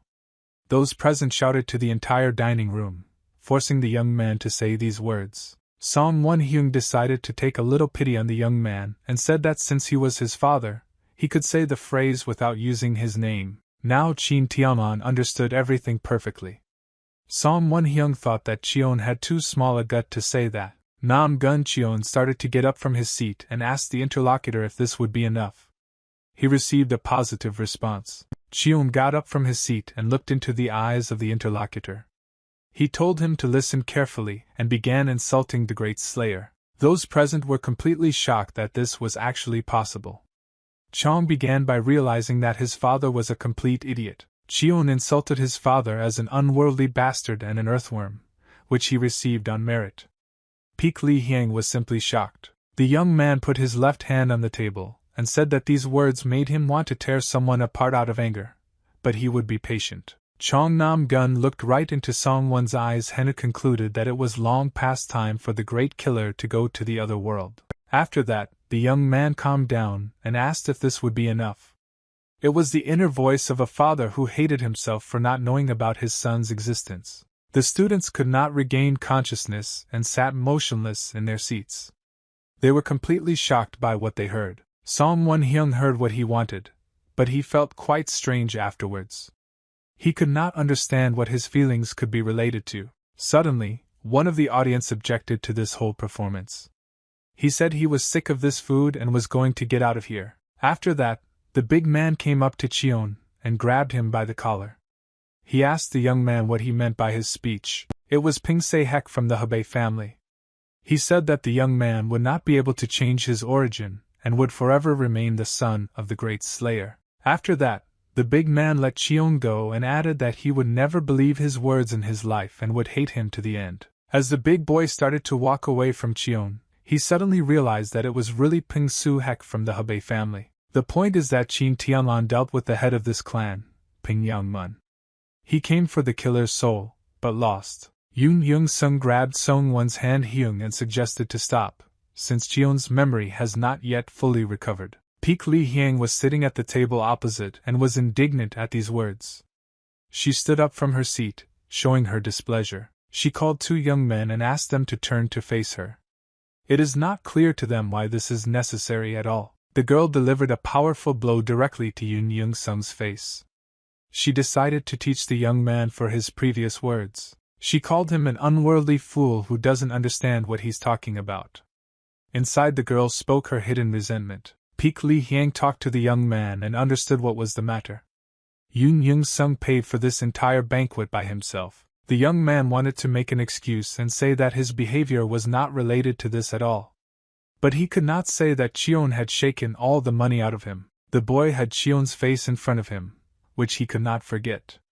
It was a completely different Cheon, whom the academy had not seen before. He perfectly understood that the students were very far from his level. Yoon Young-sung thought about what reason to give the girl. He said that Cheon has changed a bit lately, and he is referring to Nam-gun's family, who needs to be more careful with them now. Peek Lee-hyang was not going to tolerate these words from the young man. She hit him again, causing him to fall powerlessly to the floor. It was just funny for her to hear the words about Nam-gun's family. The girl said that she has never been and will not be treated like Nam-gun. She was still very angry with this family for the past. She considered it a real shame that this family still continues to exist. Yoon Young-sung said that they might be in trouble if they killed Chong. Baek Lee-hyang asked if Hwang Sang-yoon's family is really still in the litter. She started mocking the young man who was of lower origin than her. The Hwang Sang-yoon family were countrymen with the Nam-gun family. Yoon Young-sung was very angry with the girl after these words. He warned her to watch her words. Someone overheard their conversation and couldn't help himself either. The unknown quickly raised his right leg from the ground to strike Jong-sung. The young man did not expect such a turn of events and felt the full force of the kick that hit him right in the stomach. It was Song Won-hyun, who called the guy a freak. He asked how he dared raise his voice at them in the first place. Yoon Young-sung tried to justify himself and didn't want to be treated like this. Song Won-hyun asked who he thought he was here. The guy called him Nam Gun-chun's servant. Yoon Young-sung was indignant at these words and said that he was not like that at all. Song Won-hyun immediately ordered the boy to shut up, since he had guessed everything long ago and could not hide it. Song Won-hyun drew attention to the luxurious cart the two of them had arrived in, and asked why he was jogging in front of Cheon. The young man warned Yoon Young-sung not to dare lie about his friendship as it could cost him his life. Yoon Young-sung was very scared at this moment, and didn't know what to do. He was very concerned about his position in the eyes of the students. Having no other choice, the young man decided to tell the interlocutors about the situation that happened to him and Nam Gun Cheon. Song Won-sung might only to laugh at the young man. He said that his family are real bad guys if they couldn't beat Chan. Yoon Young-sung got angry again and asked not to insult his family despite this situation as it was already too much. Song Won-hyun again decided to let the young man cool down a bit by slapping him across the face. He called it prevention from the elder. Yoon Young-sung lay helpless on the ground, covering his body with his hands. Song Won-hyun began to beat him without stopping for a moment. At some point, the young man realized that he had no other choice, and grabbed Sun's leg. He apologized and admitted he was wrong. Only after that, Song Won-hyun finally stopped the slaughter. He asked the boy if he was now aware of his true place. Yoon Young-sung was just shocked when he heard that they wanted to put him in John's place since he passed the test. Peek Lee-hyang stood by and didn't mind it at all. She laughed at the situation and called Yoon Young-sung worthless. Song Won-hyung ordered the boy to kneel. Clenching his fists tightly in anger, Yoon Young-sung was forced to do so. The young man decided to show his education and offered the lady a little rest. Baek Lee-hyang replied that she didn't want to get dirty. If the lady refused the offer, the young man himself decided to use a comfortable chair and sat on Yoon Young-sung's back. Baek Lee-hyang was still worried about the problem with Cheon. She asked her partner if he really wanted to leave things as they were. Song Won-hyun replied that he would not be able to forgive himself if he left. He said, pointing at Yoon Young-sung, that Chong needed the same training. The young man imagined how he would beat Cheon until he was half smart, and when he was already on the verge, he would stuff his throat with worms to cleanse his soul. Baek Lee-hyang was not against such a plan, but there was one problem. They publicly called the young man their friend. She added that the use of force would be a last resort. Song Won-hyun stamped his foot in displeasure and asked if there were any other ideas. The girl promised to take on all the work this time. She had a plan that would lead them to success. Baek Lee-hyang had a personal matter with Cheon. Even if he didn't look like his father, she wanted to make him suffer. It was deep night outside. Yoon Young-sung came to Cheon in the middle of the night and knelt before him, showing respect. Cheon was very much surprised by this performance. He asked the boy why he had approached him at such a time of day. Yoon Young-sung said that he wants to become as strong as Jong. He asked to reveal to him the secret of this incredible power. Cheon replied that he was not going to tell his secret to such a nobody, and ordered him to get out of here, as he would not be of any help to him. Yoon Young-sung grabbed the young man by the robe and asked him to wait. He shouted loudly, begging for help and drinking the secret. Cheon ordered the boy to unhook himself, but the boy replied that he couldn't do that because his life would be like pure hell. Cheon was shocked when the young man started blaming him for his problems. He wanted Chong to become the same as before. Cheon was not going to tolerate these words in his direction and kicked the boy in the face. Yoon Young-sung fully deserved it. He fell helplessly to the ground and could not get up. Cheon asked how he even dared to say anything about living in hell. The young man approached his target and pulled her by the hair. He couldn't let him go unpunished after what he said. Cheon asked the boy if he really thought he was better than the other students. Yoon Young-sung admitted that they wanted to make him a scapegoat. Now Chong understood why he was attracted to him. He smiled and said that the boy was finally telling the truth. Chong looked at Yoon Young-sung with his creepy gaze and asked if he wanted to put those who insulted him in their place. Cheon couldn't look that trash in the eye anymore. Holding the boy by the hair, he threw him to the right side of him. Yoon Young-sung was just shocked when he heard that the young man agreed to tell him his secret.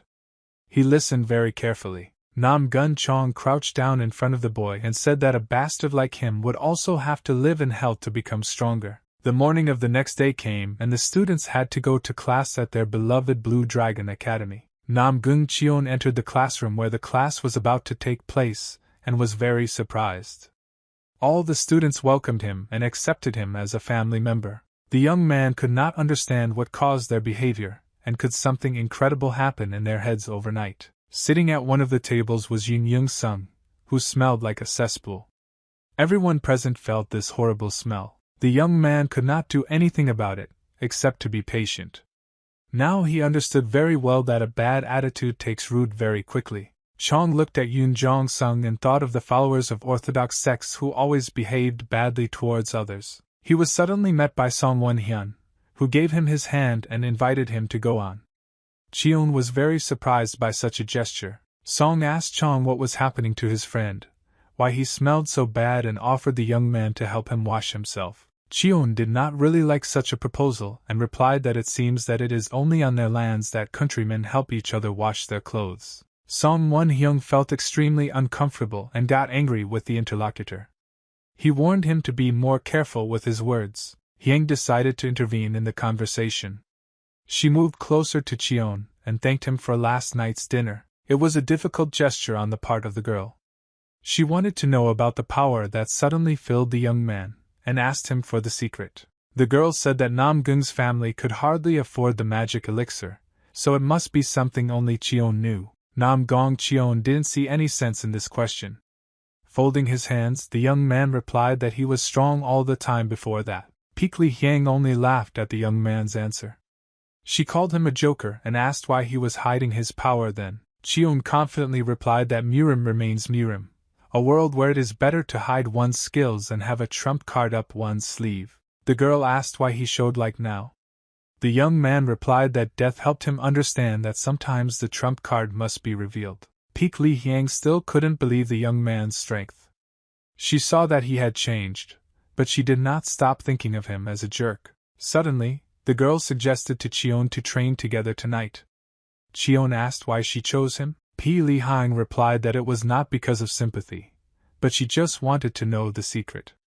Cheon thought it was a little funny. The young man perfectly understood that it was all for a reason and the girl wanted to duck something again, so he thought very carefully about the answer. But Cheon did not have time to answer. Their dialogue was interrupted by the loud shouts of a man who asked what the people present here were doing. It was one of the teachers at the Blue Dragon Academy named Kupyeong Liang. He informed the students that the lesson had already started. He quickly began to put order around the coma by sending students to their tables. Interlocutors also had to go to places. Baek Li Hyang put her hand on the young man's shoulder in farewell and said that she was looking forward to seeing Cheon at the evening training. The teacher went to his desk and put the papers there.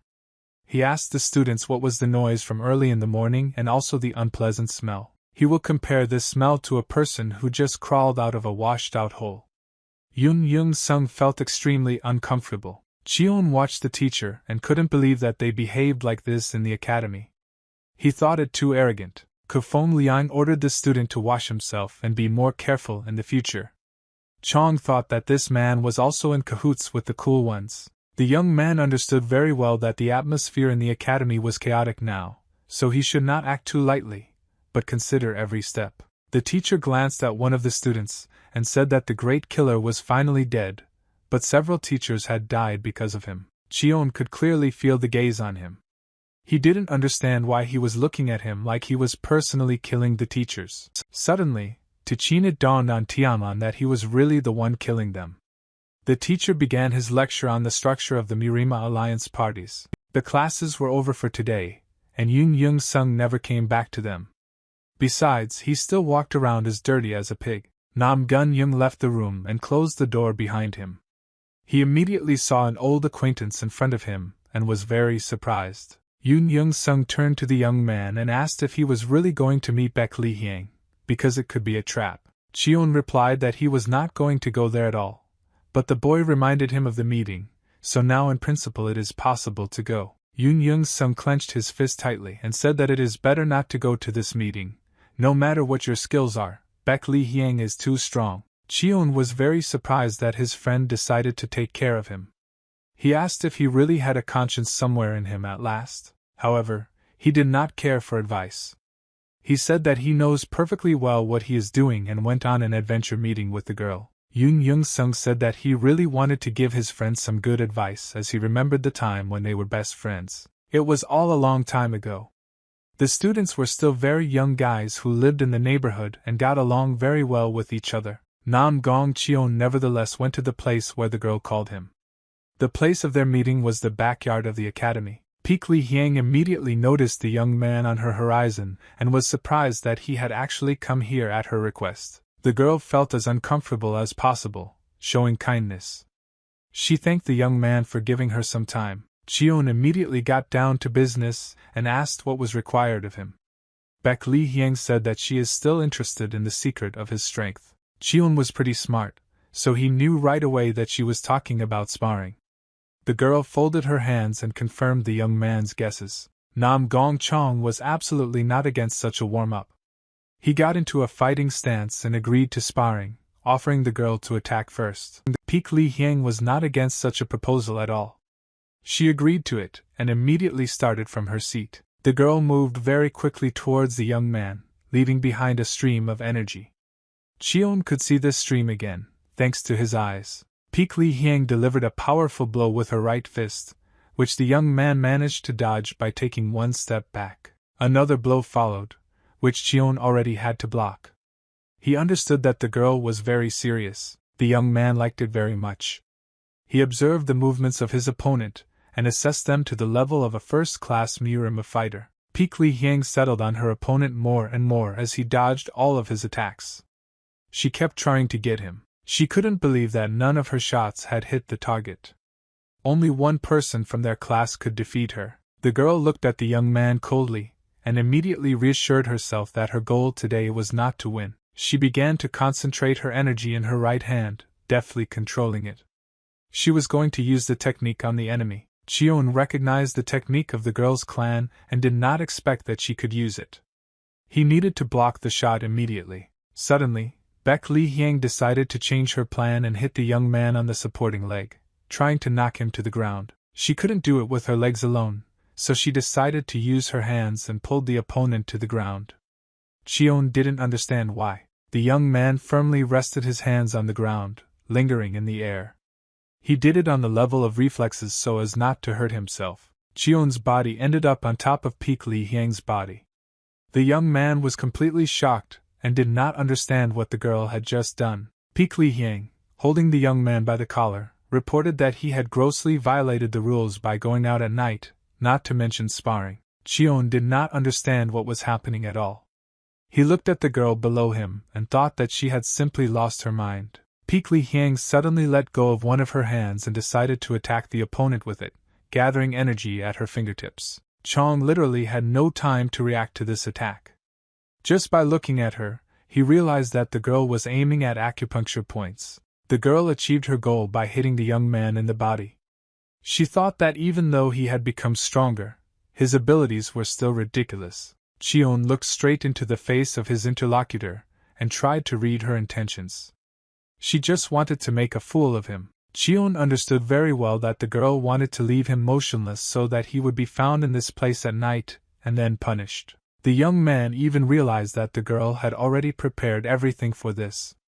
He smiled and came up with a plan for himself in return. Cheon managed to avoid contact with the body with a simple movement. He smiled in the opponent's face, as if saying that she had miscalculated. The young man simply changed the location of the acupuncture points, turning them in the other direction. Baek Li Hyang was just shocked by this. She couldn't believe she missed. Now it was Cheon's turn to pull the girl by the collar. He lifted her above him. However, Chong was not going to hit the girl, but began to shake her. Peak Li Hyang couldn't understand what he was going to do. The young man replied that she did not have to wait very long to find out. Chong decided to use one of the girl's fists. Holding her hand, Chong delivered a powerful blow to his face that shook even Peak Li Hyang. She was just shocked. Now the girl understood what plan her opponent had come up with. All she managed to do at that moment was simply to ask the young man to stop. Baek Li Hyang pulled her hand back and warned the young man to get out of here as they would be in trouble. Cheon asked the girl to take her time and finish the matter. He added that those who come here should see what the girl did to him. Peak Li Hyang knew that the plan could backfire on her. She was shocked at how quickly Chong was able to assess the situation and draw conclusions. While the girl opened her mouth in surprise, the young man decided to give her a small gift in the form of a stream of energy that he collected in his hand. Peak Li Hyang couldn't understand what kind of technique the young man was using. She didn't seem too dangerous, so the girl didn't block. When Cheon used his technique, Peak Li Hyang felt her body paralyzed and unable to use her energy. Chong Nam-gun poured some of his energy into the girl's body and immobilized it. It was a clear plan that would allow the young man to win. Meanwhile, the guards around heard strange sounds and already went to them. They tried to understand the location of the violators. Nam-gun Chong did exactly everything on time. He looked towards the approaching people and thanked them for appearing just now. Cheon immediately started screaming, begging the girl to stop. At the same time, he touched the girl's body to put it on him. Peak Li Hyang proved to be a difficult opponent, and she managed to dispel the young man's technique. She pushed his hand away from her. Peak Li Hyang was very happy when she was freed from this technique. She turned towards the people and was ready to apologize to them. What the guests saw in front of them simply shocked them. They couldn't believe that Baek Li Hyang was really capable of such a thing. Suddenly, the girl realized that everything looks completely different from the outside. It was as if she attacked Cheon and beat him to death. Yoon Young-sung ran to his friend and informed the teachers that he was petrified due to the blood technique. Cheon mentally praised his assistant. Kufong Liang asked if the girl had really lured the student here at night to beat him up and leave him suffering in this state. Baek Li Hyang immediately began to make excuses as she was innocent. She tried to find the words to somehow describe this situation. However, the teacher did not even want to listen to the girl. He said that she will be on probation starting today. The girl was simply shocked by the result of this evening. Cheon lay there with a satisfied face and thought that he would put everyone here in their place. The next day, Peak Li Hyang entered the classroom, loudly opening the door. Someone met her on her way in. The girl was very angry because she had to endure breathing exercises all day because of some freak who set her up. Peak Li Hyang clutched her head in pain. Song Won Hyung reached out a helping hand to the girl and asked if she was okay. Baek Li Hyang informed the boy that Chong Nam-gun had really changed a lot and was no longer the person they knew. Song Won Hyun replied that it didn't matter as he would make him answer for the rumors he dared to spread. The girl asked what the rumors were. The young man said that Cheon had told everyone that the most beautiful girl in the academy had fallen in love with him. Peak Li Hyang was simply shocked by this turn of events. She was very angry and could not forgive such a lie in her direction. Song Won Hyung told the girl not to worry about it, and he would take care of everything himself. The young man confidently headed for the exit. Peak Li Hyang tried to detain him because she had some important information, but the young man was unstoppable. Literally after a few minutes, Cheon rubbed his hands, shaking them off the dust. He didn't understand why everyone in the academy was so weak. A young man was kneeling in front of him, who just wanted to clean his face. But everything turned out not at all as he wanted. Song Won Hyun lifted his battered face up and looked at Cheon, asking how he managed to defeat him so easily. Cheon only laughed at his opponent's worthless skills and said that he would rather never fight them in his life. The young man came out the absolute winner from this battle, in which no one else dared to interfere. One of those present shouted the young man's name. Cheon turned to face the sound and asked what they wanted, maybe to get kicked or give it to Song Won Henu. Peak Li Hyang watched all of this and was simply shocked. She couldn't believe that they both lost to Chona. Song Won Hyung wasn't going to give up on this. He began to raise his legs on top of him and shouted loudly that they were not done yet. The young man stood up and said that Cheon's skills didn't mean his strength yet, as he could only run around the academy like a stung man. The boy called Cheon the outcast of the great killer's wife. Cheon could not leave these words just like that and decided to teach the scoundrel one more time. He gave him a powerful punch, releasing a lot of energy. Song Won Hyun fell to the ground helplessly after that. Cheon pulled the defeated opponent by the hair and, looking into his eyes, asked him to repeat his last words. Not getting any response, Cheon once again hit the boy who dared to insult his mother and father. Song Won Hyun looked insignificant. Jin Tianlan looked at his son's body and thought that he couldn't even have fun with it because it was too strong here. At the same time, the young man continued to crush the enemy under his feet. It looked like some kind of ping-pong to Cheon. Cheon thought that the Murimu Alliance could send very strong masters after him, so he needed to become even stronger. In his past life, Jin Tianlan traveled around the world and avoided people who were somehow connected to the Alliance. In case of emergencies, the majestic killer always had shelters. Inside them were elixirs for colossal strength. Cheon thought about the fact that now they wouldn't bother him with a spare. But the problem was that there were none in the capital. The majestic killer hid them all over the world and the nearest shelter was the Great Star Mountain.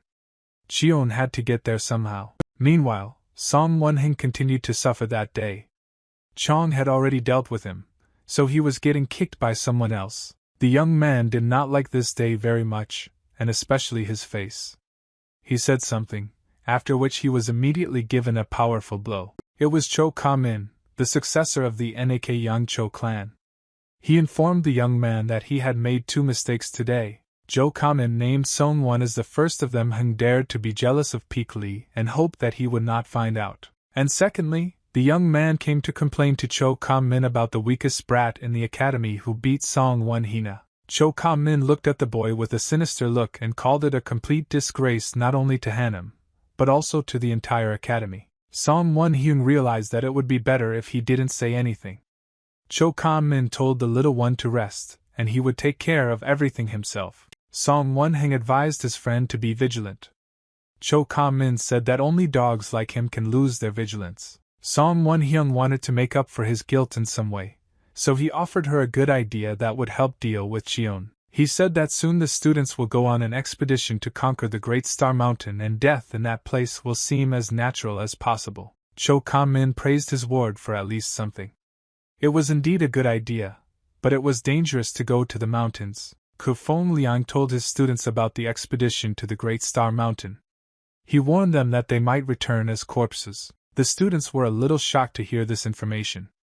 They thought that the teacher was just intimidating them and testing their strength. The teacher explained that he is simply warning that it is very dangerous, so you need to think before applying. Song Won-heng said that the students who wanted to become an official had to risk their lives, so the whole class had to leave. The young man tried to pressure Chan to definitely go to the mountains, and their Cho Ka-min would be able to finish him off. The teacher looked at Cheon and said that he understood the students' intentions, but it was his duty to warn about the dangers in the mountains. Cheon didn't really like that the teacher was being wasted on him.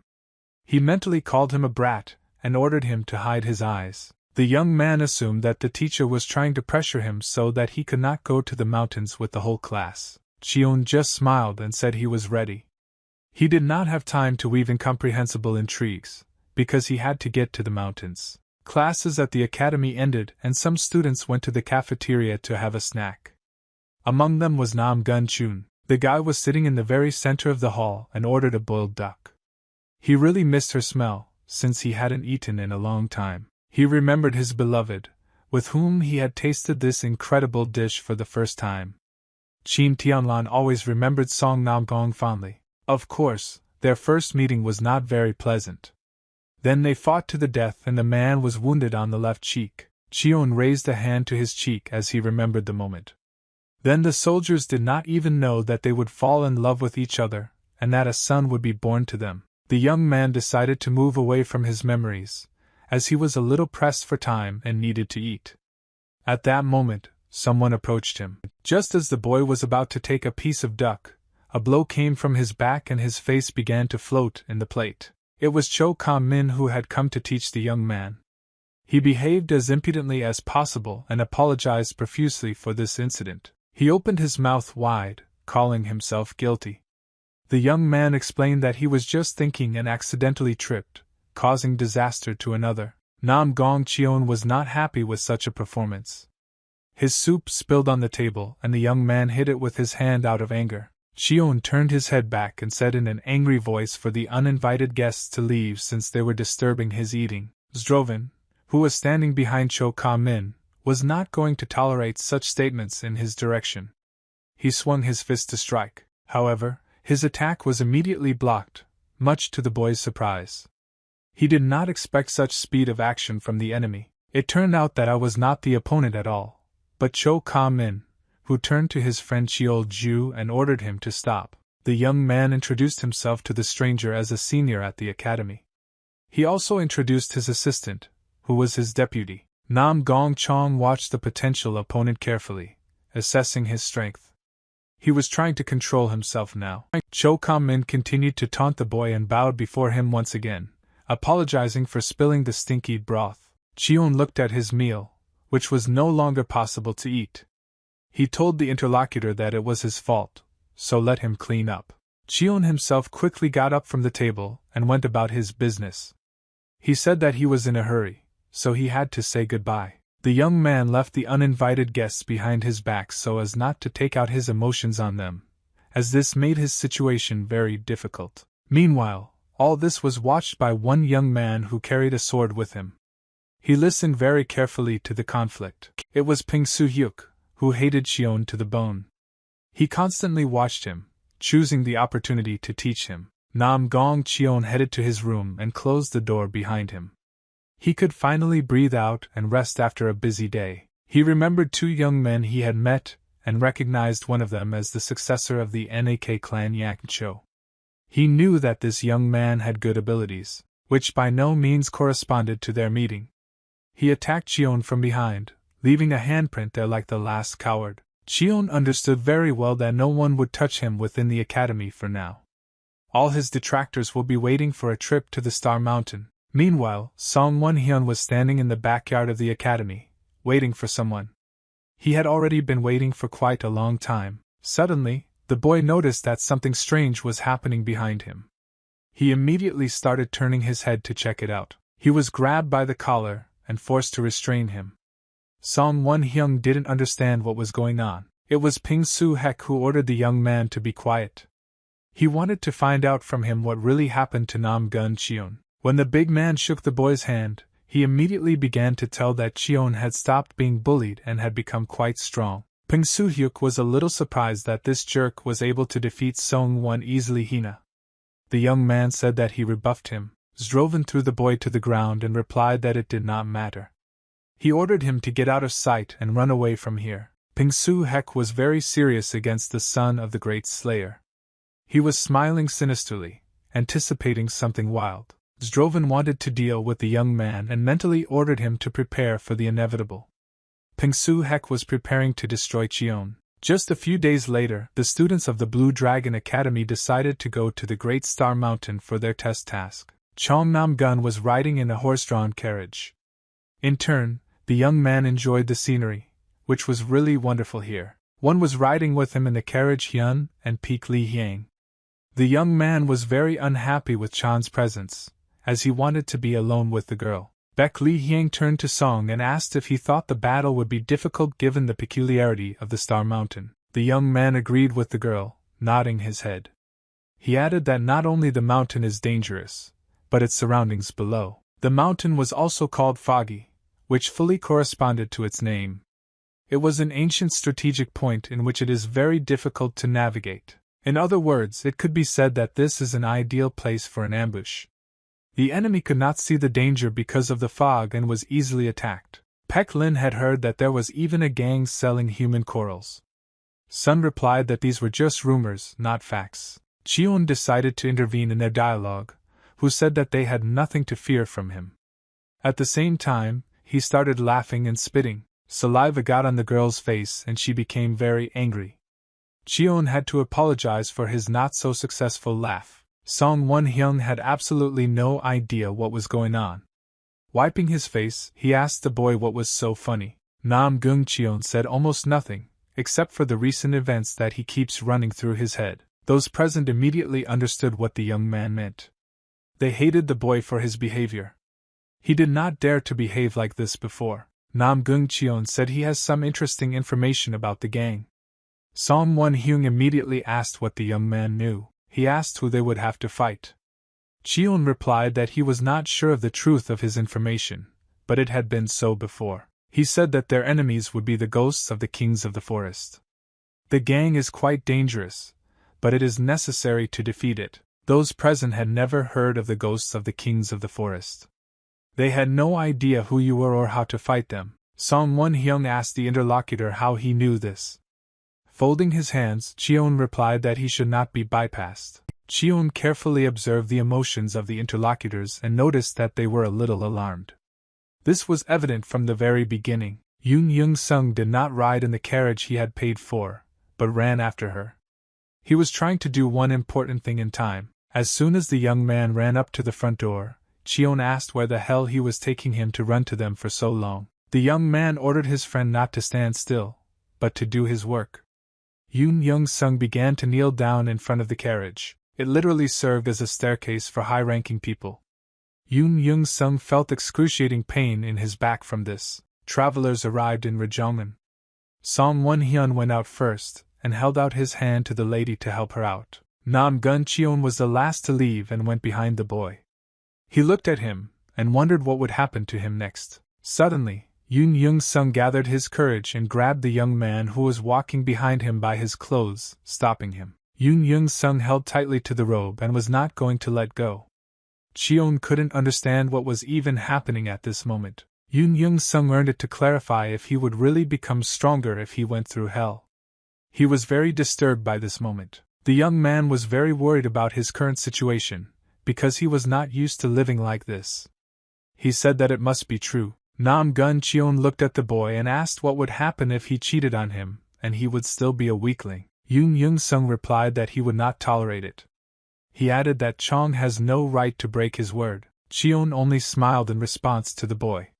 He asked if he was really hoping for something and it still hasn't reached him. Cheon recalled that he had beaten the young man several times, and he still dared to grab his clothes and direct his energy at him. He added that if he does this with people who are stronger than him, then he is on the right path and can really become stronger. Chong held out his hand and told the interlocutor not to forget the main thing is that he is now living the life that Chong used to live. Yoon Jong-sung remained standing still and pondering Cheon's words. They really carried some meaning, which the young man was trying to understand. The students of the Blue Dragon Academy were ready for the task. They were told that their target would be the Heliurim organization. Cheon was very surprised by this, as he was sure that 3 years ago, the ghosts of the Forest Kings were here. Song Won-hyung looked in the young man's direction and smiled mischievously. Cheon thought that there was no need to stare at him like that because of a mistake. The teacher announced that the Murima Alliance would launch an attack at sunrise from the other side of the mountain. He added that there is no need to worry and just follow the instructions. Nam Gong Cheon had something else in mind. He didn't care which gang to fight. The young man only wanted to get to his dream elixir. I don't know. Cho Kam-min was behind him, led by his bodyguard. He watched Cheon carefully. The head of the academy mentally told the young man to laugh as long as he could, because very soon this mountain would become his grave. The order to go to the battlefield sounded and the students entered the forest. Here they took their time and slowly stepped forward, looking around. Nam Gung Cheon wasn't too happy with the way the teachers divided the groups. He got into the team along with past opponents. Also, Cheon's team included the head of the academy, who slapped him on the back, literally forcing him to kiss the bowl. After assessing the situation around him, Cheon realized that the leader of their team would be Jo Kam-min, who wouldn't care about him. In addition, the young man understood that they could plan something even before the battle. Cheon thought he didn't have time for these games. A fog reigned in the forest with minimal visibility. Nothing could be seen or heard around. The students were somewhat worried about such weather. The weather was only in his hand, as it was more difficult to notice him, which made his task much easier. Suddenly, the whole team stopped at the command of the leader. Cho Kam-min said that this place was quite suitable for them to stop to have fun. The team members were very pleased. Having arrived at this place, they began to turn their heads towards the target. However, Nam Gun-chan did not appear behind. The team was just shocked by this and did not understand where he went. Looking around, the students realized that their partner was nowhere to be found. They became very wary at this point. Song Won-hyung and Peek Lee-hyang tried to find her target with her eyes, but it was useless in such fog and wind. Cho Kam-min was standing next to his body as a bodyguard and also couldn't track the young man who literally ran away from their noses at the last moment. The head of the academy praised his target for his ability to hide. Chong was able to disappear without even Jo Kam-min noticing. The leader ordered his team to look for the target as they couldn't go too far due to the weather conditions and the forest. The young man was very pleased, despite the lost goal. He realized that the game would be much more interesting than he thought. Nam Gong Cheon got rid of his extra eyes and ran into the forest. It was not easy for him, as he had to climb over rocks. As the young man expected, the path was not easy. In his past life, he could climb this rock literally in a second. Baek Lee-hwa chased after the young man and noticed him struggling on a rock. The girl immediately informed her partner about it. Song Won-hyung was in complete shock and did not understand how the young man was able to get in there in such a short period of time. Cheon told the audience to get out of here and not follow him anymore, as they had their own business to deal with. The young man climbed to the top of the rock and told his partners that if they wanted to catch him, then let them try to catch up. Cheon stepped onto the ground on top of the rock. He warned the people that if they followed him, they would encounter trouble. A dense forest opened before the young man, into which he needed to go.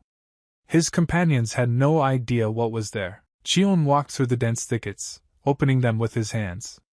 Finally he found a similar place and concluded that this must be it. The young man did not really remember the road, but he noticed important details. The incredible landscape ahead immediately caught his eye. Cheon came to the high mountains, among which the house was located. He was glad he didn't waste much time. The young man immediately headed for the house ahead. He grabbed the door handle with his right hand and pulled it towards him. Cheon was very happy to return to one of his past life hideouts. Opening the door, the boy greeted the house. Cheon looked around and was very surprised by the cleanliness. He did not expect anyone to be behind this place, and his wards are still watching. The young man walked into the very room of the team's room, where there was a bed that was covered with straw. Here was his hiding place. Cheon slowly opened his hidden stash, lifting the lid up. He immediately began to look inside. The young man was relieved when he saw his box. It was made of wood and was different from the boxes lying next to it. With a satisfied face, Cheon took the chest in his hands and began to open it. He had a premonition of getting the elixir. Opening the box, the boy saw that even his figurines of horses, which no one had touched, were left lying in place. A yellow pill lay nearby, which the young man took. He looked at it, and thought that its shelf life should be about 20 years. This elixir was invented by a man named Cheon Tok No. He boasted to the great killer that he was not inferior to Shaolin in strength, but now it was completely unimportant. The young man looked at this pill, which his body was supposed to digest, and then he would become stronger. Cheon stopped for a second and thought. He didn't know if he should pop that pill right now in this house. He knew that he was being hunted from the academy now. Plus, the ghosts of the kings of the forest know how to attack by surprise and were about to arrive at the house. Still, the young man decided that he needed to take this pill right now, before many people converged. He sat down on the floor. Cheon put the pill in his mouth with his right hand and started chewing. The pose on the floor was supposed to help him digest this pill. As soon as the elixir began to work in the young man's body, he felt a tremendous surge of strength. Energy literally began to cover his entire body. Cheon was very pleased with the result. He didn't think his body could absorb energy so quickly, but it seems it has learned to do so. A bright flash of light was visible in a small house among the mountains. Cheon's body continued to emit streams of energy. The young man's body finally digested this pill and it was absorbed into the blood. Cheon exhaled slowly and realized that the procedure was over. He remembered the man who invented these pills. Cheon Tok No had a terrible character that even surpassed Jin Tianan. Looking up, Nam Gong Cheon was very surprised. He saw a couple of people in front of him looking at him. The man standing in the center began to get angry at the uninvited guest. He asked if he really ate what was hidden. Cheon smiled at the men and said that he was very glad to see them again. It looked very strange, given the circumstances. The young man called the man's face a boar's face. The man was simply shocked and could not understand why he behaved so brazenly. The owners of the house were very angry with the young man and did not understand how he got here in the first place, and why he was behaving like he was at home. The leader slapped one of his charges and told him to stop smiling, because a boar's face doesn't sound so funny. The leader approached the uninvited guest and asked in an angry voice how he got here. The young man replied that he was just walking around here. The man was simply shocked when the young man asked if he recognized him. He replied that he had never seen such a fool. The owner of the house pointed to the box where the pill was lying and asked the young man if he really dared to take it for himself. Cheon smiled back and said he was very sorry for that if she was so important to the man. The man got very angry and took the young man by the collar, asking why he did it. Cheon replied that he had eaten what belonged to him. The leader did not want to believe the young man. Then the boy decided to bring them out into the open and asked who their master was. The leader was about to answer this question, but stopped in time, as he realized that he could just remain silent and not answer. The man again began to rage at the uninvited guest. Then, Chong took out his sword and decided to demonstrate his strength. In a split second, the blade of his sword was at the leader's neck. The man was simply shocked because he did not have time to react to the attack. His wards immediately took out their weapons and ordered the guest to put away his weapons. They threatened him with their numbers. Cheon said he didn't even know if he could handle them all if they attacked him from all sides at once, but he knew for sure that he could handle the boar's face. The leader asked the young man to calm down, and asked how he found this place. Cheon said he knew that the hosts here were the ghosts of the kings of the forest, and asked why they had arrived so early, and without a punishment squad. The leader replied that the Punisher must now be fighting with Heliurim. The young man was very surprised when he found out that they were not with the sect. Cheon was very interested to learn about the new group. He decided to get down to business and asked the men if their master was Qin Tianan. The leader was simply shocked to hear this name. He asked the young man how he knew him. Qion didn't really want to answer. The man wanted to find out at any cost how this young man learned about the killer. He asked him about his relationship with Qin Tianan. Qion coolly said that he had no relationship with the great killer since he was already dead. The leader of the Ghost Kings continued to wonder. He could not believe the information that the stranger had just told him. The king's ghost leader asked Chang if he really meant that the great slayer had really been finished. Qion was very surprised that the man did not know about this, because the whole Murim was talking about it. He asked the leader where he had been. The young man looked at the men and thought about the fact that they were once connected by a close relationship, because of which they are probably very worried now. The ghosts of the kings began to rejoice as soon as they were a little removed from the information. They were waiting for this big day. Qion had been very angry with his charges in the past. He had no idea that they hated him so much and wanted him dead. The young man gripped his sword in his hand more and more tightly, and did not hold back. He delivered a powerful blow to calm the men who had begun to cheer early. One of the ghost kings felt all the strength of the young man. The blow hit the target, hitting the man's cheek, which flattened. The leader asked the young man if he had mixed anything up, as he would now be kicked. Qion just stood over the man and smiled. The young man decided to hit him again as a precaution, hitting the nearby cheek. The man was again forced to fly back. The leader realized that the young man was not beating him just like that.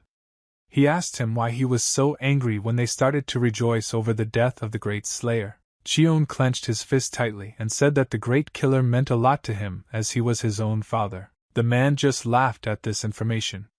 He said that they knew everything about the killer, and that he had no children. Qion decided to prove everything with his memories. He told the man that the scar on his face was left by a big killer with a dagger. The leader was absolutely shocked to hear this. Moreover, the young man remembered how a man fell from a cliff while trying to set up a tent. Chang is too much. He did not forget to mention the technique that the men had learned. He clearly described her disadvantages in combat. After this information, the leader's hands began to shake. He couldn't believe that the young man really wasn't lying and was the son of the great slayer. Qion held his left hand up and warned the men that their vacation was over as they had a new master. The ghosts of the kings were not happy with such news. Qion asked them who they thought should become king after his death. Leaders answered that the king's son. Qion praised the man for his answer and asked again who would be their master now. Qion took the sword in his hands and began to threaten. He said that either the men would swear allegiance to him, or be left without heads. The young man put a sharp weapon right at the throat of the leader. He said that he could send him to the great killer at any second. The leader asked how they could possibly submit to a new master since they had no purpose and no faith. After thinking about it a little, the young man proposed the following plan of action. He invited the man to fight him, since he was the strongest here, and the rest of the warriors would follow the ideals of the winner of this fight. The man had already begun to prepare for battle.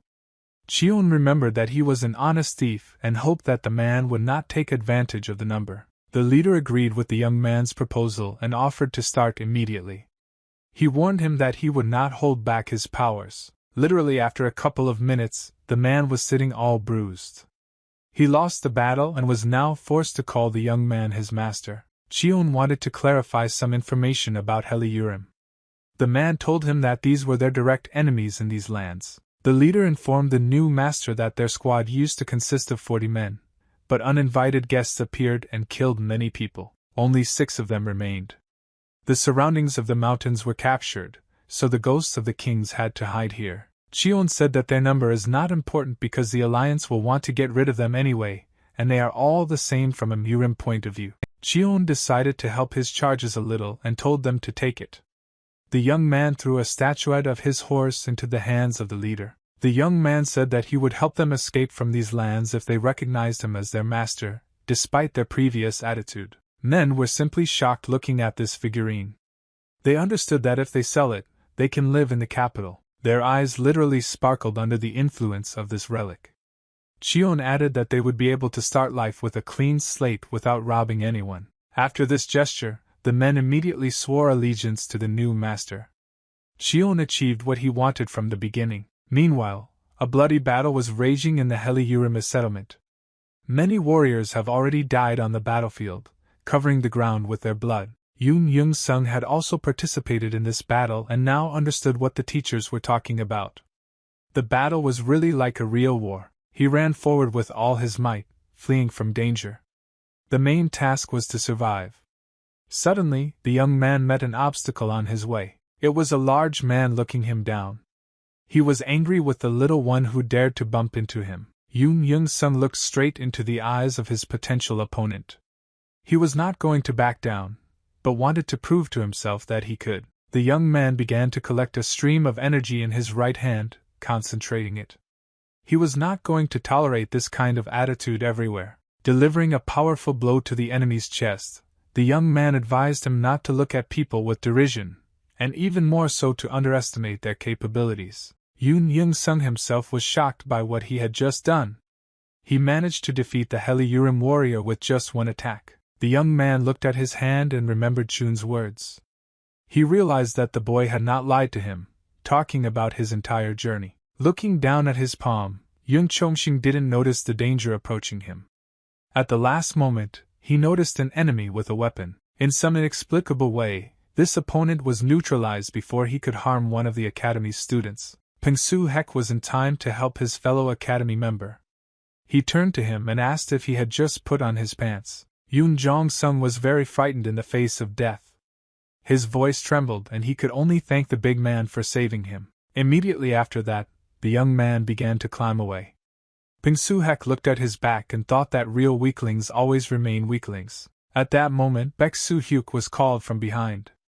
He immediately understood that a punitive detachment of the Murima Alliance had arrived on the battlefield. The teacher asked the student to gather and lead a squad of his fellow students, as it was necessary to change the battle tactics. Bae Su-hyuk asked the teacher what he would do. The man replied that he needed to find Nam Gun-chan and Jo Kamin. Zdrovin was very surprised that they were in the same group. He promised the teacher to strictly follow his order, no matter what. Jo Kamin still couldn't find his target. He clenched his fist tightly in anger that they couldn't even find a clue. They walked from the body as a bodyguard in a circle, not even understanding where they were. This is a very strong anger of the head of the academy. He clenched his teeth tightly, thinking about his hatred for Cheon. He had to find him and finish him at any cost, bringing the matter to an end. Suddenly, the young man heard behind him a voice that was different from his bodyguard, who asked how long they would continue their search. Nam Gun-cheon appeared on the horizon with a smile on his face. He was very surprised that his partners were looking for him so diligently, and wanted to save him. His whole group gathered around Cheon and surrounded the young man. He asked the insects present what they were doing here. Cho Kamin said that Chong went out of line without warning and for that he should be punished on the spot. Nam Gun-chong continued to act cocky despite the situation. He turned to the head of the academy, calling him a kid. Cho Kamin did not understand at first who the young man was talking to. Cheon clarified that he was the only one who spoke to him from the beginning. Cheon said that now they had to identify their true enemy and was grateful that the team had come to support him. The young man looked at his potential opponent and mentally advised him to run away while he gave the opportunity to stay alive. Cho Kam-min agreed with the interlocutor's goal, but added that more often than not, the real enemy always hides within. Cheon asked if it was one of the students. The chief replied that it could not be one of them and clenched his fist tightly. He added that trespassers like Cheon often put others in danger and began to draw his sword from its sheath. The young man finally threw off his mask and offered to do it to his opponent. With loud shouts, he immediately rushed into battle. Cheon expected such actions from the interlocutor, as he was carefully watching him. He evaluated his attack techniques and movements. His copying eye was at its best. He was able to clearly understand the enemy's strategy, which he used in battle. John easily deflected John Ka-min's attack, whose arm flew back several centimeters, missing the target. The young man was very surprised by this turn of events. He did not expect that the enemy would be able to repel his attack so easily. Cheon had already managed to get his sword and offered to end the fight there. He warned the enemy that he might regret this battle. Cho Ka-min was very angry with the young man.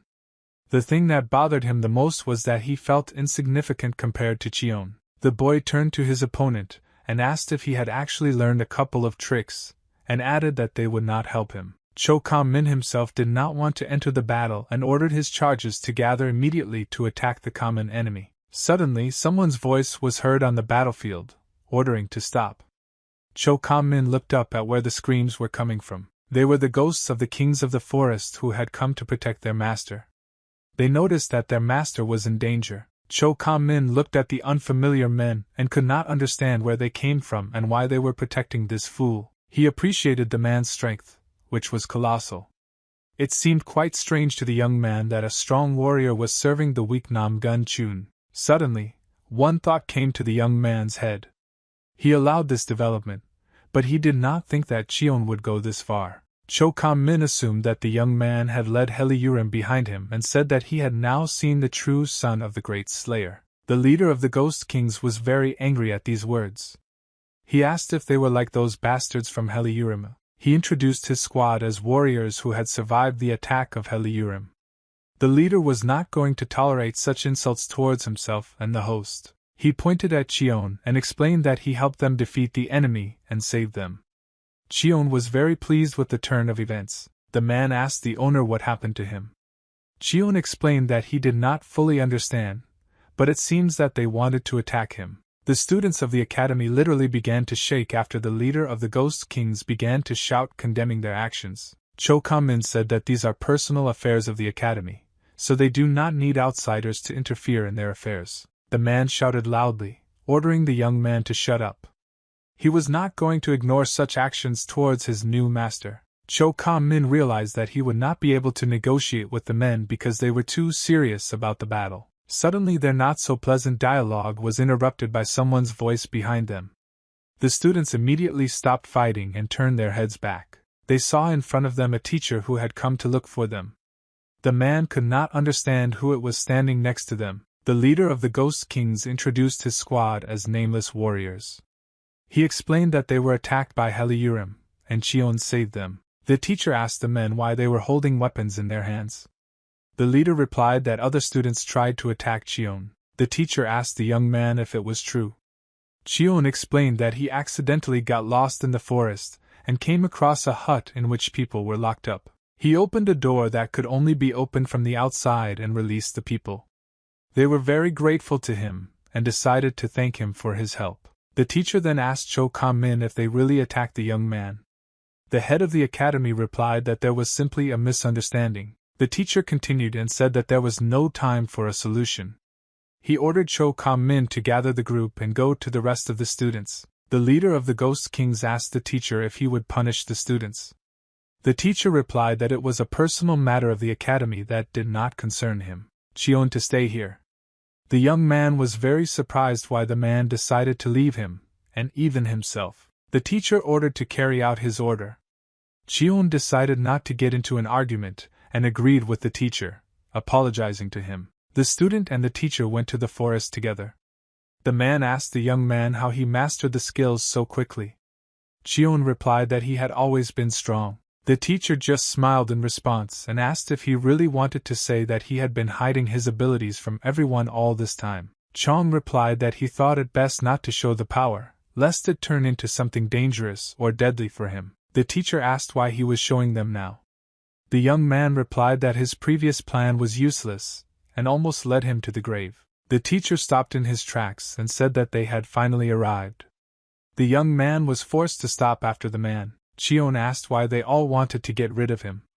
The teacher turned his head back and asked where he got it from. The young man replied that it was obvious from the very beginning. Their conversation was fake and the teacher was just talking his teeth to bring him here. The teacher assessed the students' guesswork. There was nothing to hide, so the man was not even going to continue this conversation. A squad of red-masked warriors formed around Cheon. They surrounded the young man and were serious about fighting him. The teacher ordered his supporters to deal with the target faster.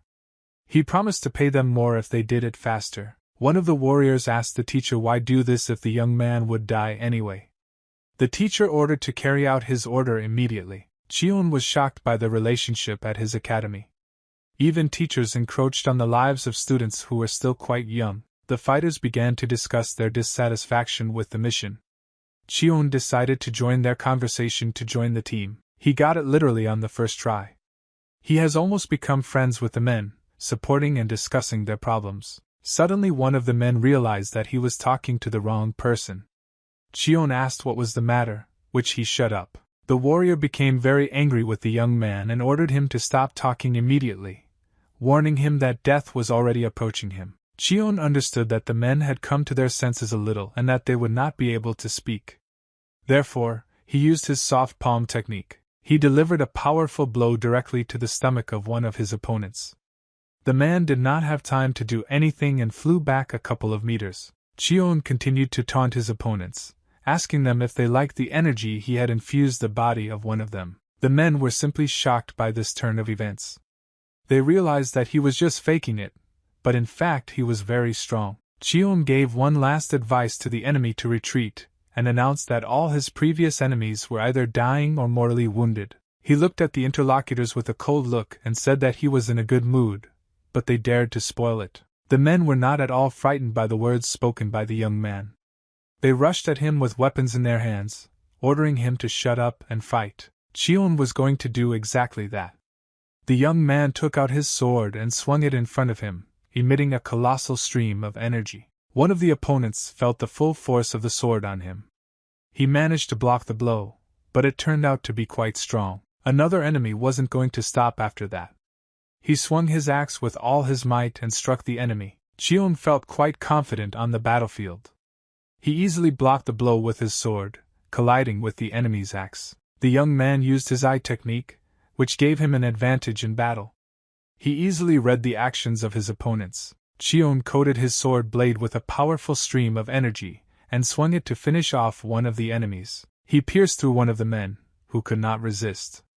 He just watched as the sword entered his body. After that, Chong grabbed his opponent by the throat, strength arm. The man felt his breathing become much heavier. He threw an already defeated opponent in the direction of another one, so as not to let him get close to him. It was quite reasonable. The enemy was very angry with the young man after these actions. He swung his weapon to strike and asked how he dared to do such a thing. Cheon replied that he didn't need to ask permission from anyone. He added that the actions of the enemy are too predictable for him. Immediately after these words, the young man easily knocked the sword out of the opponent's hand. The man was simply shocked by the boy's speed. Cheon was merciless to his opponents. Without even thinking, he finished off another one, plunging the sword straight into his chest. The legendary family heirloom of the Nam Gong clan was covered in blood. She slowly and eerily dropped from the blade to the ground. Cheon looked at his defeated enemies and thought that this might not have happened if they hadn't underestimated his age and abilities. Suddenly, the young man remembered that he still had some important things to do. One of the main enemies was still alive. Kufeng Liang stood in the depths of the forest and watched the incredible landscape. He heard some strange sounds behind him. The man concluded that his charges had finally figured out their target, and asked why it was taking so long. Cheon slowly walked out of the thicket of trees and headed in the teacher's direction. He apologized for taking too long. The young man added that he would have done the previous one much faster. Cheon also asked the man why he was standing still. Kufeng Liang replied that he just looked at the trees. He turned his head back and saw his student in front of him. The teacher was shocked by the result of the fight. Cheon said to smile when looking at your students and not be intimidated by their presence. Kufeng Liang asked what happened to his mercenaries. The young man pulled out something interesting from his back and threw it right in front of the man. These were the bodies of people killed by Cheon. The teacher was simply shocked. Cheon asked why the teacher needed to kill the student. Kufeng Liang immediately tried to make excuses as he felt in danger. He said that men simply made a mistake. Cheon ordered the teacher not to say anything unnecessary, as he would lose his head. The young man demanded to explain why they wanted to kill him. Kufeng Liang was not going to explain anything to the student. He called him too insolent, and reached for his weapon to attack. Cheon saw perfectly that the opponent wanted to use the hidden dagger. It was impossible to defeat the young man with such a technique. He delivered a powerful blow with his foot to the nose, hitting the enemy's hand.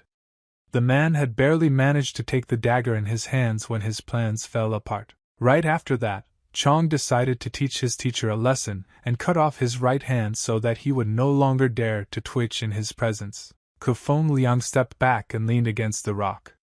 He looked at the young man with horror in his eyes and asked him to wait and not kill him. Cheon just wasn't going to do that. He asked the man who was behind all these actions and who could be the leader of this party. The teacher just laughed in response and said that there was no need to even gather a group to kill him, because he was the son of a murderer. He added that literally everyone in the academy, and even outside of it, wanted him dead. Cheon listened carefully and watched the man. The young man asked if the teacher really acted at his own discretion. The man replied that he would like to kill the young man, having only the desire to do so. Cheon didn't like those words very much. These were Qin's thoughts. Tianlan, who was worried about the fate of his son. He struck the rock with his sword. The sharp weapon passed literally centimeters from the man's head. Cheon said that there are indeed many dogs like Kun Murima Pyongyang. The battle under the buried Great Mountains was over. Some of the students broke their arms, and some even defeated 3 enemies from Heliurim. Song Wonhung was discussing the battle with his friends, but he suddenly realized that he hadn't seen this teacher before and wondered where he had gone. Baek Li Hyang explained to someone that the teacher left with Nam Gun Cheon. Peng Se Hek asked where they were. After hearing the answer to his question, the big man turned his attention to the strangers behind the girl and asked who they were. Baek Li Hyang replied that they were nameless warriors who fought with Heliurim. According to them, they were saved by Nam Gun Chun. Peng Se Hek watched the strange actions of these men and could not understand what was going on in this campaign of theirs. Chan's bloody body appeared on the horizon. Those present could not understand where he got so many wounds and blood. The wards immediately ran to their master and inquired about his well-being. The young man pretended to be a victim and started talking about the teacher. The students were simply shocked when the young man informed them that the teacher had died during the Heliurim attack. They couldn't believe it. Cheon explained that they attacked by surprise and he was only able to survive because of the teacher who fought bravely to save them both. Instead, the young man decided to check the students' reaction to this event. After assessing their emotions, he realized that they were not involved in this. This greatly facilitated the task for Cheon, as he understood that at least here no one would doubt the truth of his words. The body of Kupyong Liang was left lying in the forest. He was found by a stranger who wore a black robe and looked creepy from the back. This stranger was nicknamed the Black Death. He was immediately helped by an assistant who said that she had not found anything else. Black Death turned to an assistant under the pseudonym White Undertaker. He assumed that Instructor Ko had been killed by the guy with the sickle. The interlocutor thought about these words. He assessed the situation and realized that the battle was indeed to the death, as the head had been cut off. The White Undertaker pointed a finger at the lotus mark on the tree that was left after the attack. He understood that it was a sudden blow. Black Death was very surprised to see the white lotus. He knew that the lotus mark only remained after using the inner energy. This alarmed both interlocutors and they decided to test their guesses. A very difficult investigation awaited them. The White Undertaker asked his partner if that was really all he could say and if he wasn't going to pray at all. The Black Death turned their heads and said that there was no point since they had already lost Instructor Ko's life. He advised his partner to just put up with it and accept it. After that, the man rose into the air and left the previous place of battle. The White Undertaker looked at his partner's trail and did not understand why he did not want to hear him, because prayer was always important to them. It has already been 15 days since these terrible events. Cheon found it very strange that there was still no news from the scene. He thought it was odd, as he had left footprints to be found later. He assumed that his teacher acted arbitrarily, but everything was not decided yet. The young man's thoughts were interrupted by someone who entered the classroom. Students could see a robed figure in front of them. A rather young blonde entered the room and immediately looked around. He looked as if he knew where he had come. The blonde began walking along the side of the classroom, heading towards its center. Yoon Young-sung was getting kicked as usual. Song Won-hyun walked up to the stranger and asked who he was, as everyone present was seeing him for the first time at the academy. The blonde said he was new here. Song Won-hyun replied that in that case he should introduce himself to all the students. The young man was very surprised when he heard that the blonde called himself the new teacher. He did not feel very comfortable after the previous remark. Chong Nam-gun watched all of this without an ounce of emotion. He heard men talk about looking like their peers. The teacher said that he eats well, that's why he looks young, but in fact he is already over 32. Song Won-hyung was just shocked and couldn't believe it.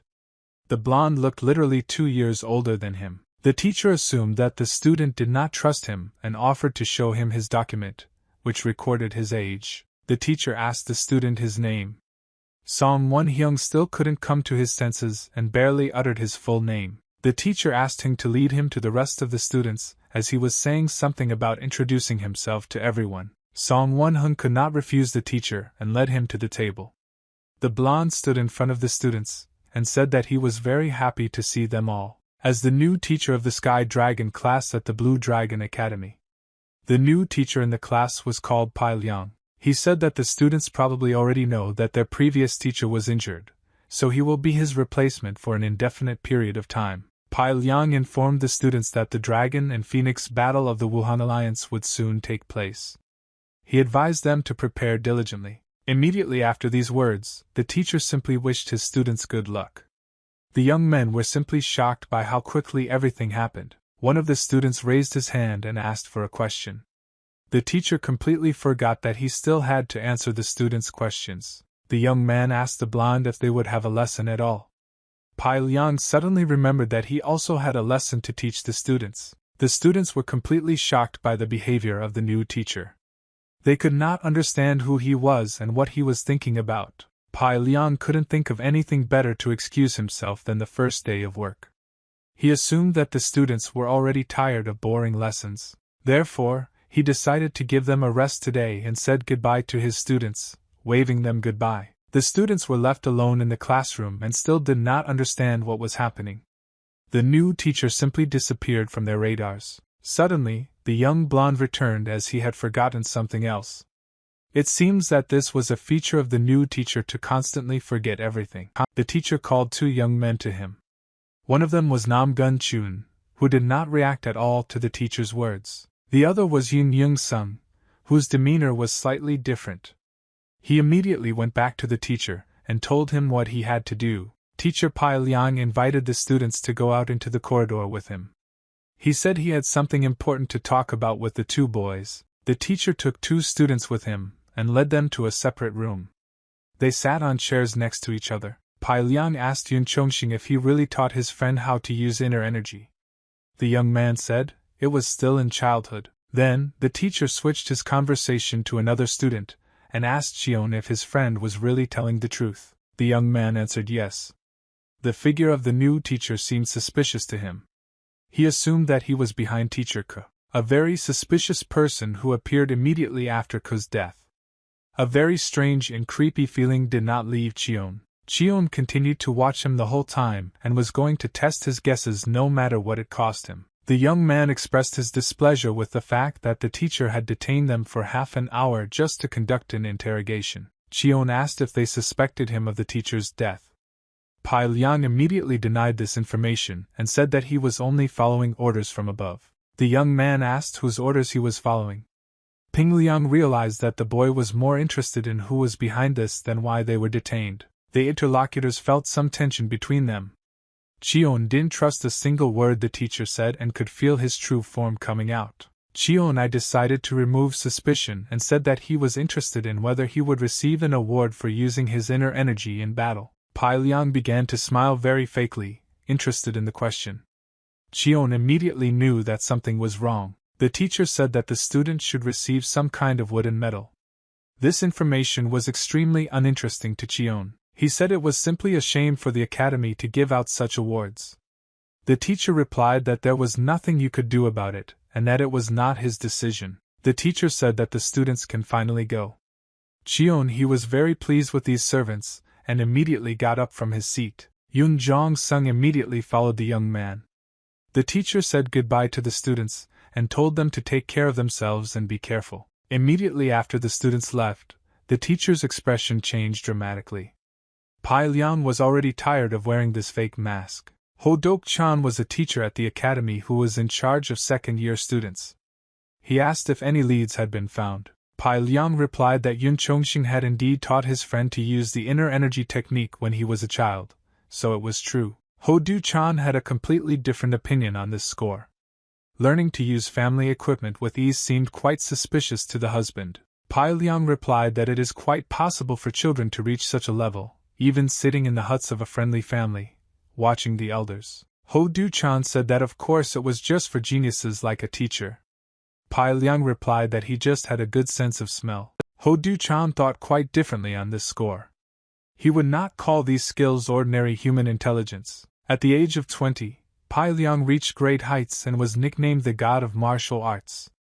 He also reached remarkable heights in the Murimu alliance. Pai Liang waved his hand and said that these facts were a thing of the past for him, especially since there are masters much stronger than him. He remembered a man who, in his opinion, was a true genius.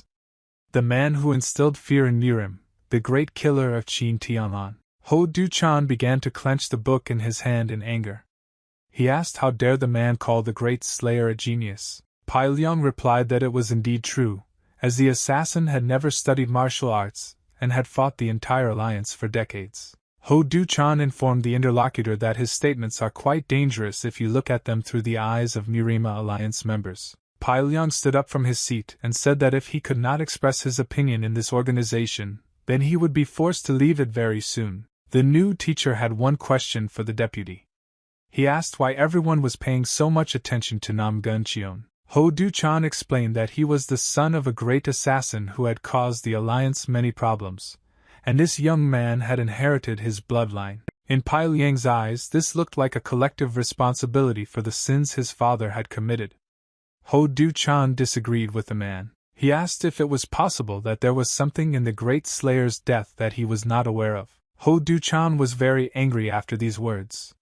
He asked the teacher how he dared to question the Murimu alliance. Pai Liang said, he hasn't done anything like this before, but he just finds it strange that everyone is watching over the son of a murderer who is already dead. He added that perhaps the academy is simply afraid of revenge for his father.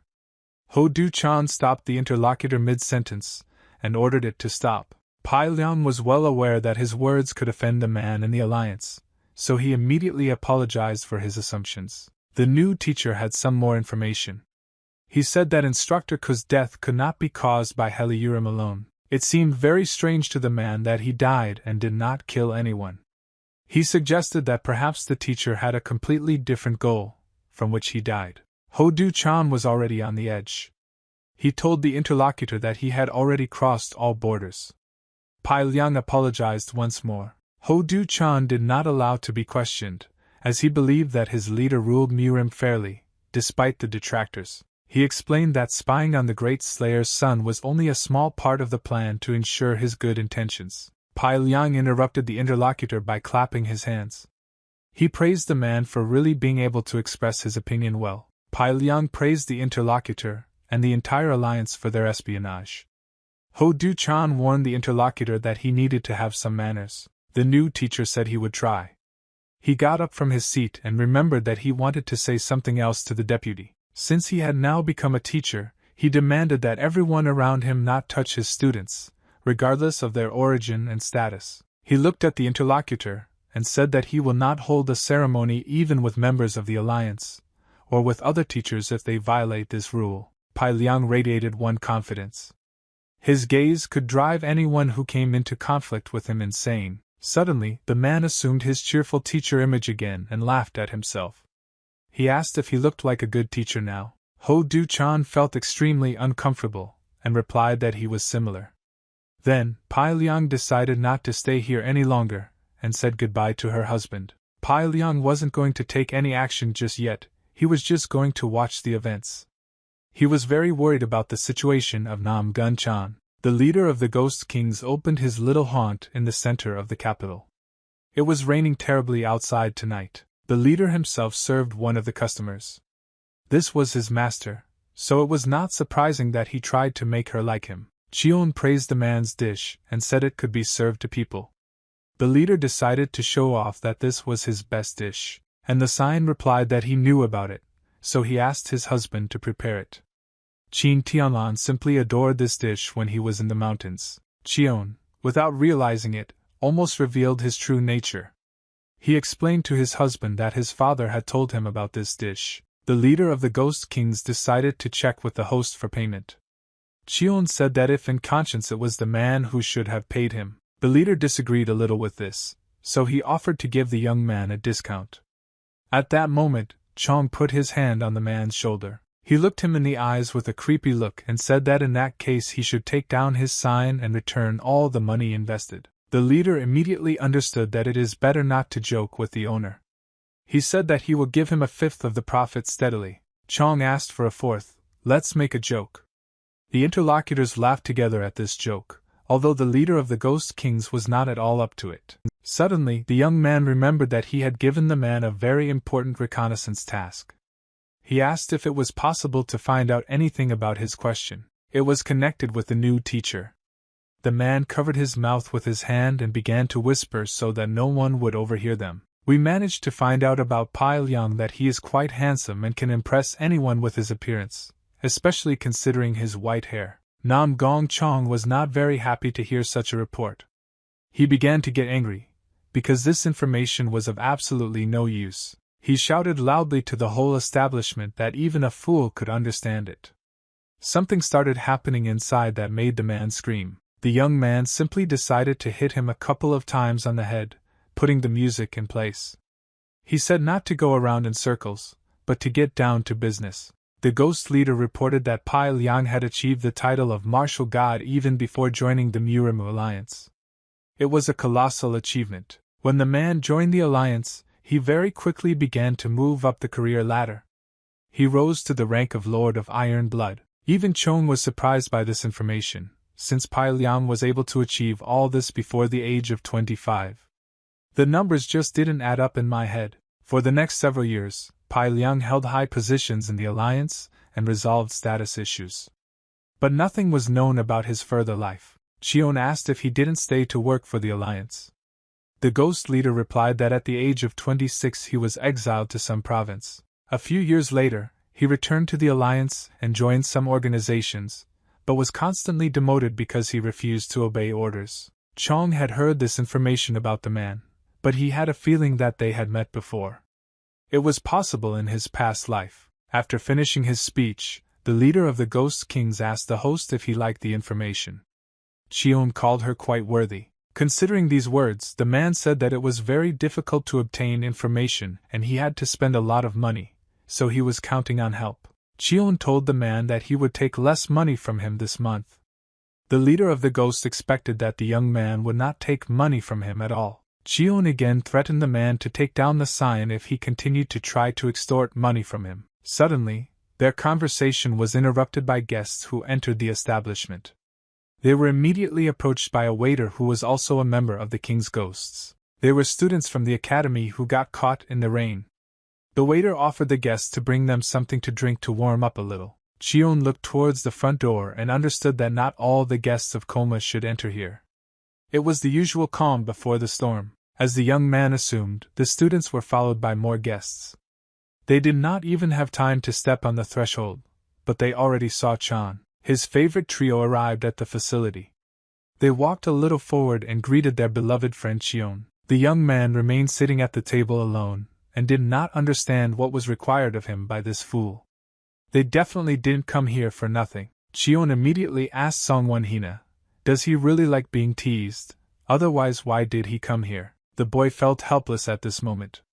He read and remembered the last meeting with Cheon, when he beat him like a punching bag. Right after those words, Song Won-hyung felt a powerful blow on his skin that slapped his skin and brought him to consciousness. Cho Kam-min shouted, and said that he was just waving his hand around, and it happened that he hit his friend in the face. He looked at the boy with a creepy look and told him to be patient, as the great successor must fear absolutely nothing. Song Won-hyun replied that he was fine.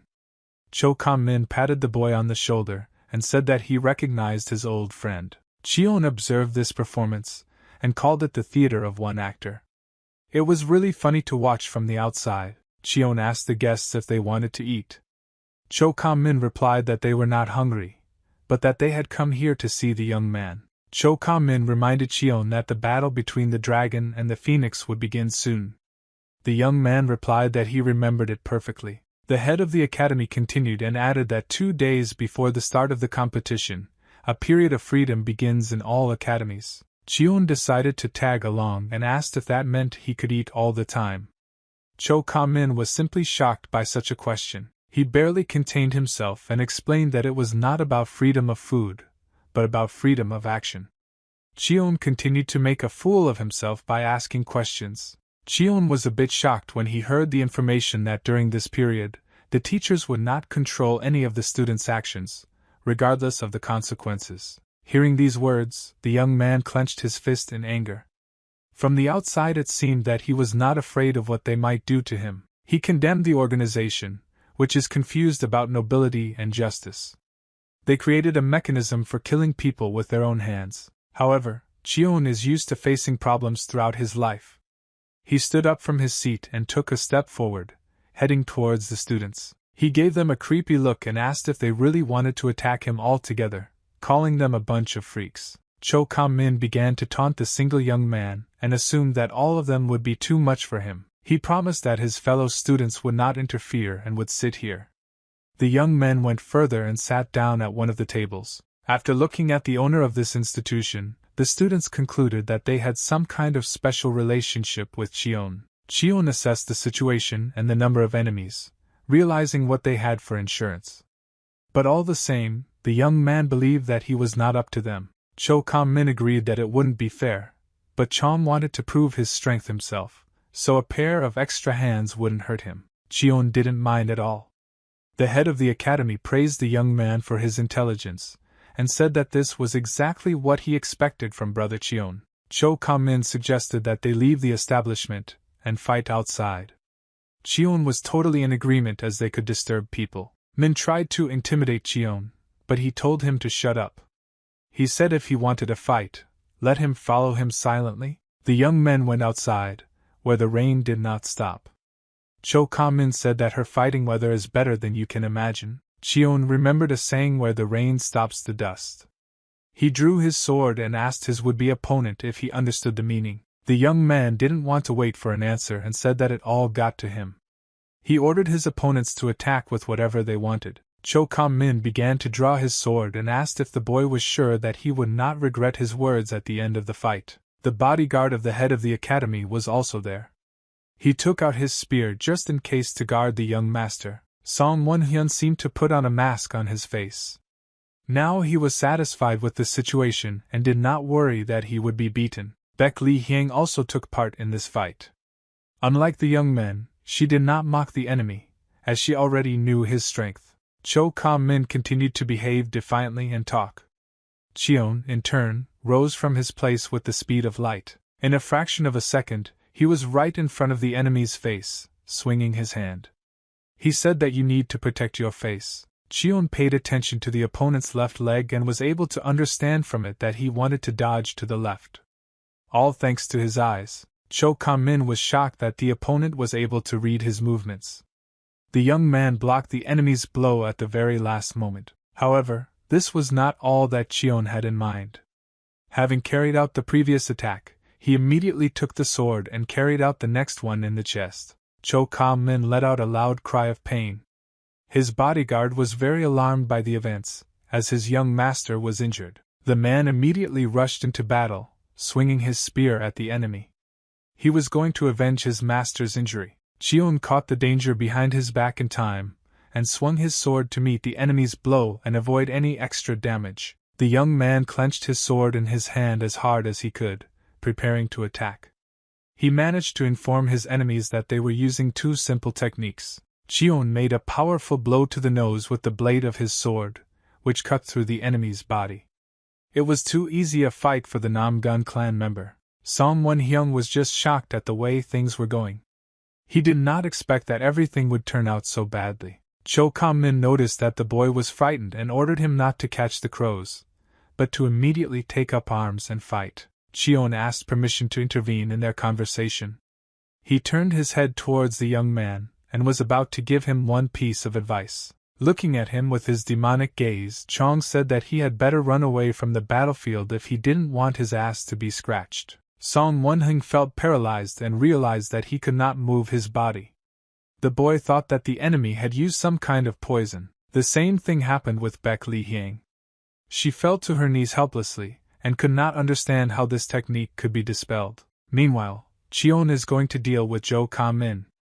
However, an obstacle suddenly appeared in his path and landed in front of him. It was the young master's bodyguard, whom Chong called a real faithful dog. He advised him to get out of the way. However, the guard was not going to back down. He shouted loudly, calling his opponent a bastard, and was about to re-enter the battle. He rose into the air and swung his sword using hidden energy. However, it was useless in the battle with Cheon, who saw everything. The young man first blocked the enemy's counterattack, but even then he prepared to counterattack, filling the sword with streams of energy. Literally in a second, Cheon rushed through the enemy's body, leaving fatal wounds on him. The Kao poured out of the guard like a river. The man could not do anything about it, and fell powerlessly to the ground behind Cheon. Jo Ka-min watched this and the horror on his face. Cheon has dealt with one opponent who will definitely not give up. Now he could move on to his main objective here. He began to approach Jo Ka-min and apologize for making him wait a bit, but now their meeting is inevitable. Meanwhile, Pen Secretary Hyun burst into Yoon Young-sung's room. The latter was simply shocked by such a turn of events. Zdrovin grabbed the young man by the collar and asked where they were. Yoon Young-sung couldn't understand what he was saying and asked him to let him go. Pen Secretary Hung was looking for the proverbial three. Yoon Young-sung replied that they could be anywhere since the freedom period had begun. Suddenly, the young man realized that he knew their exact location. He reported this to the boy who broke into him. The young men ran out of the house and headed towards where Yoon Young-sung was leading. Meanwhile, a teacher was watching them behind the wall of the house. The people from the other class were simply shocked by the Heavenly Dragon disciples. Of course, they knew that the period of freedom had begun, but not that much. Yoon Jong-sung assumed that Jong was very hurt. Pen Secretary Hyun wanted to deal with the young man first, but it seems he didn't have time. The young men ran forward with all their might and finally arrived. What they saw in front of them was simply a shock that did not fit in their heads. Nam Gong Cheon beat Jo Ka-min to half-death, who was already on the edge, and begged the opponent to stop because he was going to die. Cheon promised the young man to stop beating him immediately after he gave him a parting shot. Chong was somewhat cruel. The young man clenched his fist in his hand with all his strength and delivered the final blow. He was very surprised when his attack was blocked. Cheon stared in front of him and couldn't believe that one of the teachers had intervened in their fight after all, stopping it. Pai Liang grabbed the young man's fist and ordered him to stop. In his opinion, it was already too much if one of the students of the academy died. Pai Liang, continuing to hold the young man's fist, informed him that he had gone too far and this had not turned into sparring. Smiling, the teacher said that if the students go so far, then the teacher is obliged to intervene, even if it is the period of freedom. Cheon asked the teacher, "Where is the line that cannot be crossed?" Pai Liang replied that he too had just crossed it. Pai Liang ordered his student to finish and prepared to take the victim's body with him. He asked if anyone had any objections. Not hearing any answer, the teacher ordered the students to go home and not to arrange any sparring for today, regardless of the period. Everyone didn't mind, except Pen's secretary Hina.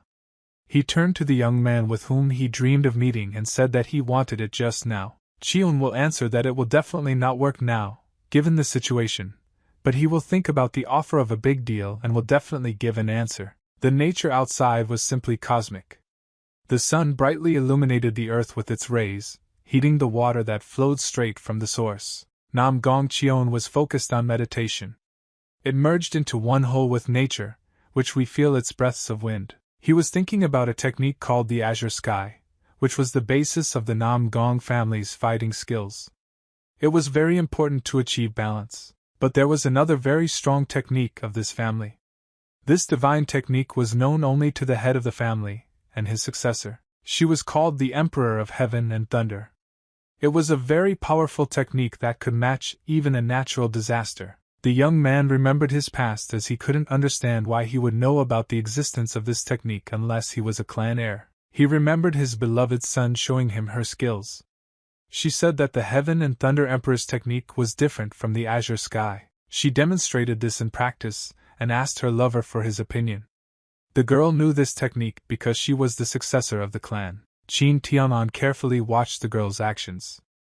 Nam Gun-sung asked her husband what part of the equipment she needed to change. The girl was very surprised when she heard that Tianlan did not know. She was hoping for his copy eye technique in this situation. The man explained that he could see energy flows as well as errors. But the more complex the technique, the more difficult it is to detect and correct them. Sun started to laugh. Tianlan asked what he said. The girl replied that it was simply unusual to see him in such a philosophical way. The man asked what she meant. To answer this question, Song had to take some time to formulate a thought. When they first met their beloved, he behaved a little tactlessly. He rushed at her with a sword in his hands, threatening to kill her. Tianlan didn't really want to remember those times. He said that he did not want to be on the verge of death from such techniques a second time. The girl behaved as relaxed as possible next to her lover. She quickly ran to his side and opened her fingers. Sun climbed onto her husband's shoulders and hugged him. She seemed very happy. This happiness was always given to her by Qin Tianlan. The girl whispered in the man's ear that she really wants to change this technique, but she can't do it without his help, so she asks a lot. Tianlan put his arm around his beloved's hand and agreed to fulfill her request. He promised that he would manage to change this technique for the better. In the end, Sun left her husband and went to the other world, and he was not able to change anything. It was a rather sad ending. Then the majestic killer seemed completely different. He was over the moon with the happiness that sleep gave him. But unfortunately, the world is too cruel. In Chion's eyes from memories from his past life, Tianlan couldn't let go of the thought of their family's fate. The woman continued to meditate in the garden, sitting on a stone. He had to focus on improving his technique, letting go of unnecessary emotions. After some time, the master's peace was interrupted by his wards. They brought him a bowl full of vegetables and handed them to him. Chion took the vessel in his hands and tossed it up. Thus, all the vegetables that were inside began to fly up. The young man quickly drew his sword before his eyes could land. With one of his swings, Chion could cut through a dozen of them. The guy delivered a lot of weak, but alkaline blows, and the vegetables magically began to fly to pieces, no worse than on a board. Chion landed on the ground after using the technique, and was applauded by the audience. They admired his skill in cutting vegetables. The leader of the Ghost Kings thanked the young master for covering the vegetables with his energy, and now they would last for a very long time. The young man said that he did not need gratitude and that he still had a lot of work to do, so he ordered his wards to leave him alone. After the men left him, Chion remembered the ginger cuts. All the vegetables turned out to be the same cut, except for him. Chion did everything exactly as Song once showed him and realized that the technique was really not perfect. He thought it had something to do with the sword. The young man knew that anyone who could master the Heaven and Thunder Emperor technique would be able to use lightning, but this body was not ready for such a thing. Chion needed to think not about lightning at all, but about current technology, and how to identify its flaws and then fix them. He was well aware that he would have to sweat a good deal, as the skill of this technique was far beyond his copying eye. Despite all the stress, Chong felt that his body was already used to constant training. The young man was going to graduate today. Suddenly his thoughts were interrupted by a loud cry calling him. Chion wondered who it was leaning against him. Pen broke into the yard secretary Hyun, who looked very angry. He demanded an immediate duel from the young man right now. Chion asked if this event could at least wait until tomorrow. Peck's secretary Hing assumed that the young man was simply afraid to fight him. When the big man heard that Chong was not afraid of him, he immediately called him to spar on the chosen territory. Chion was in no rush to follow his sparring partner. He did not understand why he came to him every day and asked for this. The young man was too lazy to go to sparring, especially since he did not promise anything. Chion decided to go home and get some sleep. Meanwhile, Peck's secretary Hing was sure that the young man would follow them and he would finally be able to show him where the crayfish spend the winter. At some point, the big man turned around and noticed that Chong was in no rush to follow him. He was very different because of it. Peck's secretary Hing began to shout loudly, calling out to his opponent. He said that his excuses won't work anymore, and he will fight today. Suddenly, on his way, the young man met a man with a knife. He held it straight in front of him and asked what he wanted. It was the leader of the Ghost Kings of the forest who decided to frighten the young man. He asked him if he wanted to help him cut up the chicken. Peck's secretary Hyun almost peed his pants at that moment. The young man decided that he needed to get out of here, because now he himself would become a chicken. Zdroen was still extremely angry with Cheon, who once again avoided sparring with him. He ignored the call again and simply disappeared. The sun was slowly setting below the horizon, signaling the end of the day. Dragon Tower was a small settlement on the outskirts of the mountains. In one of the local haunts sat a young man who took a bottle of sake and poured it into a glass to enjoy the moment. It was Moen Han, the second son of the Moen family, and also a student of the Knighthood Academy. He took the glass in his hands and said that he liked it. Looking around, the young man saw only defeated bodies complaining about broken arms or motionless legs. One guest continued to mock them. He pulled the man by the hair, and he begged to let him go and spare him. Tan Wu Ji, head of the Sa family Cheon and also a student of the Knighthood Academy. They searched for Cho Ka Min and couldn't find him. Mo En Han offered his friend a drink. Tang Wu Ji asked where he got it from. The young man replied that it was here. Tang Wu Ji guessed that it was one of the bodies they had just beaten. Mo En Han asked what was on Cho Ka Min's account. The head of the family Sa Chong was about to find out. He looked at his victim and reached for her with his hands. He took one of the injured by the throat and asked where Cho Ka Min was. The man replied that he had just regained consciousness. Tang Wu Ji didn't care about the circumstances and punched the man in the face, demanding that he remember the information better. Mo En Han supposed that fists wouldn't make anyone here talk. Tang Wu Ji said that Cho Ka Min should come because his students were beaten in the courtyard of their own academy. He added that today is the last day of the period of freedom, and after midnight it will no longer make sense to hunt for the target. Tan Wu Ji wanted to meet with Cho Ka Min and said that if he had an ounce of courage left, he would crawl out. Suddenly, someone else interrupted their conversation, which surprised the young men. The unknown person said that this will most likely not happen. Jae Gal Ji, the son of the Jae Gal family, reported that there was a possibility that Cho Ka Min had already been defeated by one of the disciples. The young men were simply shocked by this information, because Cho Ka Min is the best student at the academy.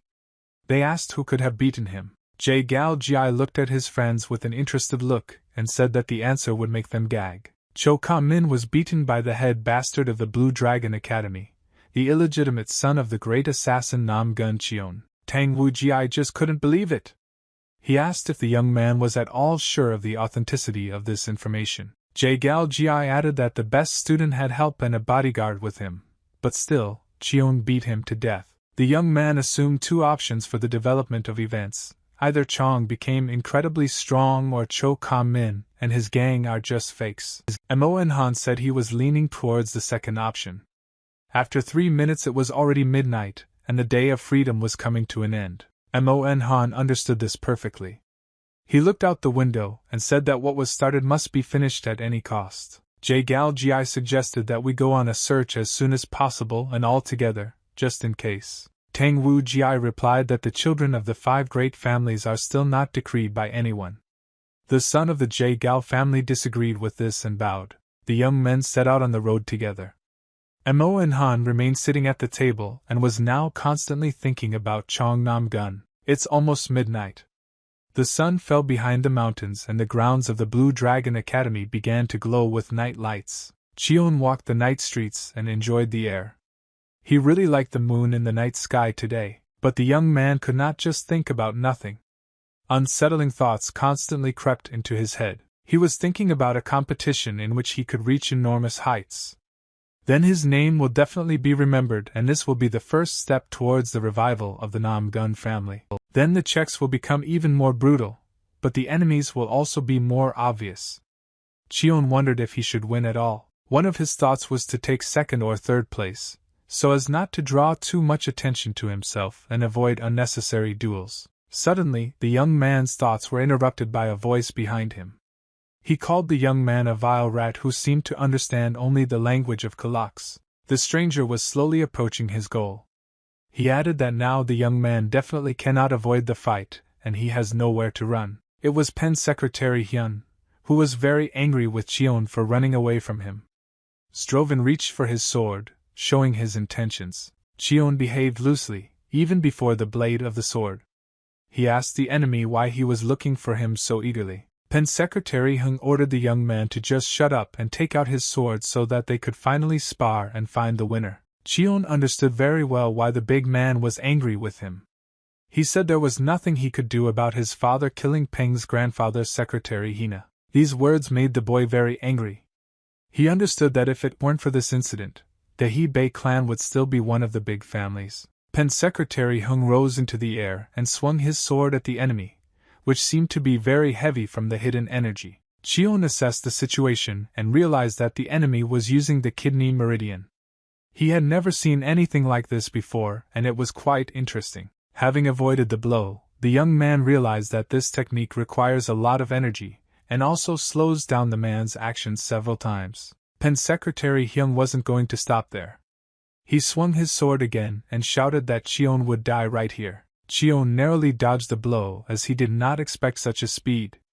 He realized that he had not fully managed to read the enemy's techniques. The young man decided not to be ceremonial anymore, but to get a family heirloom. The heavenly dragon sword was ready to engage in battle. Cheon parried the enemy's last attack. An explosion rang out on the battlefield, throwing a large amount of energy behind it. Cheon successfully parried the attack and emerged as the actual winner from this encounter. Pen Secretary Hyung left the sword on the ground. Zdrovan was just shocked that someone parried his blow. He should have guessed about this power even after the incident with Cho Kam-min. His hands were literally shaking, which was the first time. Zdrovan always came out victorious when he used such a powerful attack. However, this time his opponent was not easy. Cheon smiled at his opponent and praised him for his rather good technique. He held his sword out in front of him and asked if they could have a little more fun, or if they were already at the limit of their strength. Pen Secretary Hen once again became angry with his opponent. He showed his willingness to continue the fight by holding his sword in front of him. Cheon started talking to his opponent again about his grandfather. He said that the old man must now be happy with his grandson in heaven. Pen Secretary Hyun couldn't stand talking about his late grandfather. He clenched his teeth, showing his anger and willingness to take revenge. Zdrovan rushed into battle at the enemy, calling him a scoundrel. He swung his sword, intending to cut the enemy. Cheon couldn't understand his opponent's behavior, as he had just praised him and his grandfather, and he still attacked him. Pen Secretary Hen fought not only for himself, but also for his family. He struck a powerful blow with his sword, radiating a colossal amount of energy. Cheon remembered this fighting style. It was called Iron and Blood. The young man thought that this style of fighting would backfire on him. Cheon was behind his opponent in a fraction of a second, avoiding his blow. The big guy's grandfather died in battle, making the same mistake. Pen Secretary Hing was simply shocked by the speed of his opponent. He did not even notice how he ended up behind him. There was no time left to block Cheon's attack. The young man swung his sword, intending to end this fight right now. Cheon took pity on his opponent, and struck him in the back with the back of his sword. However, it still turned out to be quite painful for the big man. Pen Secretary Hyung fell to the ground after this impact. Despite the young man's defeat, Cheon still recognized him as much stronger than Cho Kam-min. After that, Chong could hide his sword in its scabbard. The battle was over and Pen Secretary Hyung was no longer able to stand up. Cheon felt a presence behind him. He said that the performance has already ended, so the guests can show themselves. He added that it would be insulting to them if he just ran away now. Therefore, the young man offered to show himself immediately, so as not to waste time. Many shadows of opponents appeared behind the boy. Cheon was somewhat alarmed at how many enemies he would have now. One of the would-be opponents immediately jumped off the roof and landed right in front of Cheon, who was his target. A.C. Quen, the second son of the Sandong family, mastered his spear perfectly. He was also a student of the Academy of Chivalry. The young man began to twist his weapon, shifting it in different hands. His speed was amazing. The spear was like an extension of his body. After turning the weapon several degrees, A.K. Quen swung it in front of him and pointed the sharp blade towards the enemy. Nam Gong Cheon didn't even move and silently watched the performance in front of him. The wind from the sweep slightly ruffled his hair. A.C. Quen finished his performance and stood firmly on his feet, showing his readiness. He wasn't about to go into battle without reinforcements. Cheon assessed the potential opponent's skills and asked if he was not at times a descendant of General A.K. Pai himself. A.C. Quen introduced himself to the enemy as the second son of the Sandong family. The blood of the legendary General A.K. Pai really flowed in him. Cheon said that the handsome master was immediately visible, asking if it was the general himself who had come back to life to fight him. A.C. Quen appreciated the young man's teeth-talking skills. However, he added that such simple children's games will not work on him. Chong said that he was telling the truth, and the people around him were blowing up the elephant. A.C. Quen was a little wary at this point. Their thoughts were interrupted by another guest.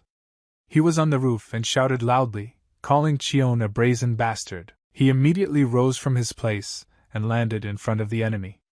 Cheon immediately noticed the enemy's huge muzzle and realized that he had called the boar's snout the wrong thing. Huang Bo-sung, the son of the Huang Bo family and a student of the Knighthood Academy, immediately expressed his displeasure at what the young man said. Cheon noticed the dark brown leather armbands on Sung's clothing and guessed that he was from the Huang Bo family.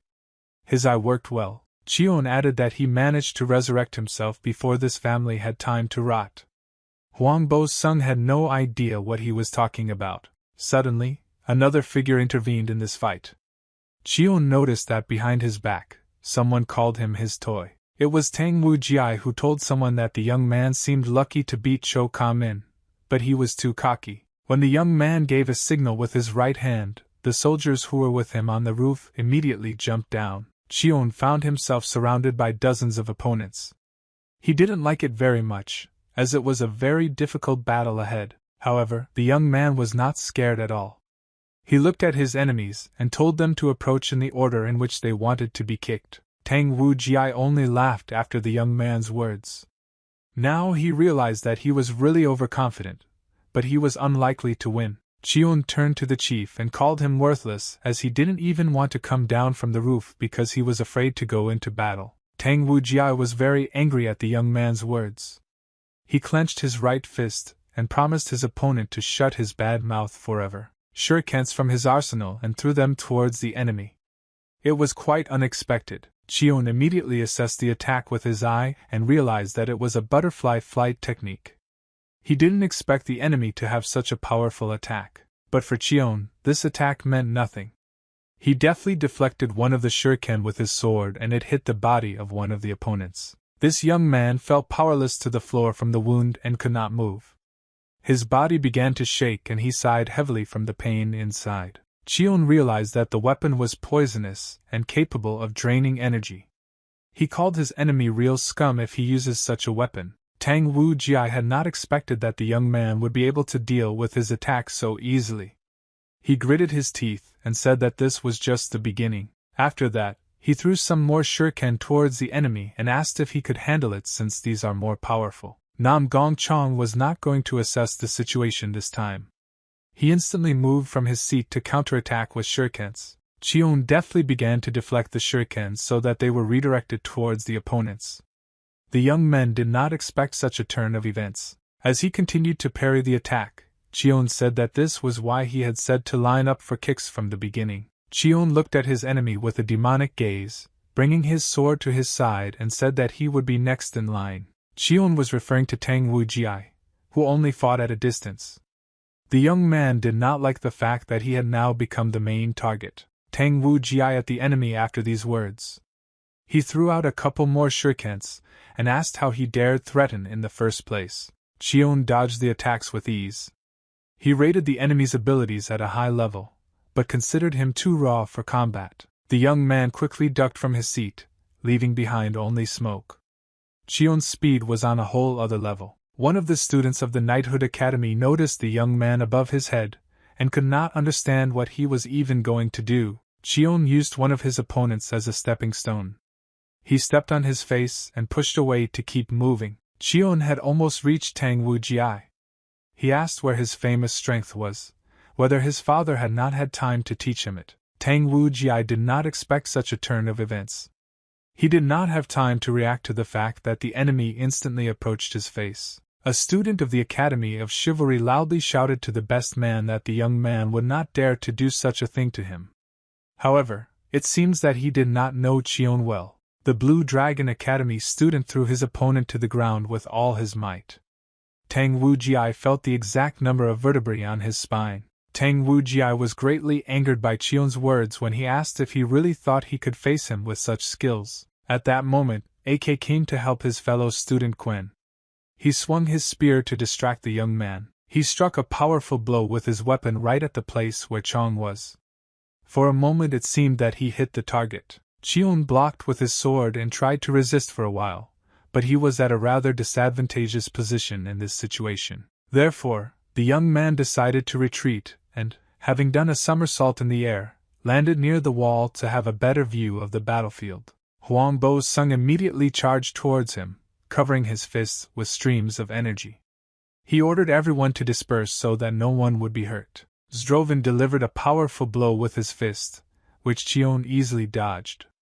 His speed was on a whole other level. After avoiding the blow, Chion jumped back and told his opponent that he was taking back his words, but that he was a pig snout. He invented a new nickname for his health, Stubborn Boar. Huang Bo Sung said he wants to listen to his next call, but when Chion's skull is crushed. Suddenly their not-so-pleasant dialogue was interrupted by someone's shout from behind. Huang Bo Sung immediately cast his gaze behind to take a look. It was Pen Secretary Hyung, who finally came to his senses after the last fight. He defeated one of the Academy of Chivalry and called the guests bastards. He was very angry with them for daring to attack his prey. Pen Secretary Hyung still wanted to fight Chion. One of the students of the Academy of Chivalry came up to the big man and asked who he was, even dared to call their academy like that. Immediately after these words, the young man received a powerful blow to his face. He did not expect that the big man would turn out to be quite strong. Pek Secretary Hing sent his opponent to rest against the wall.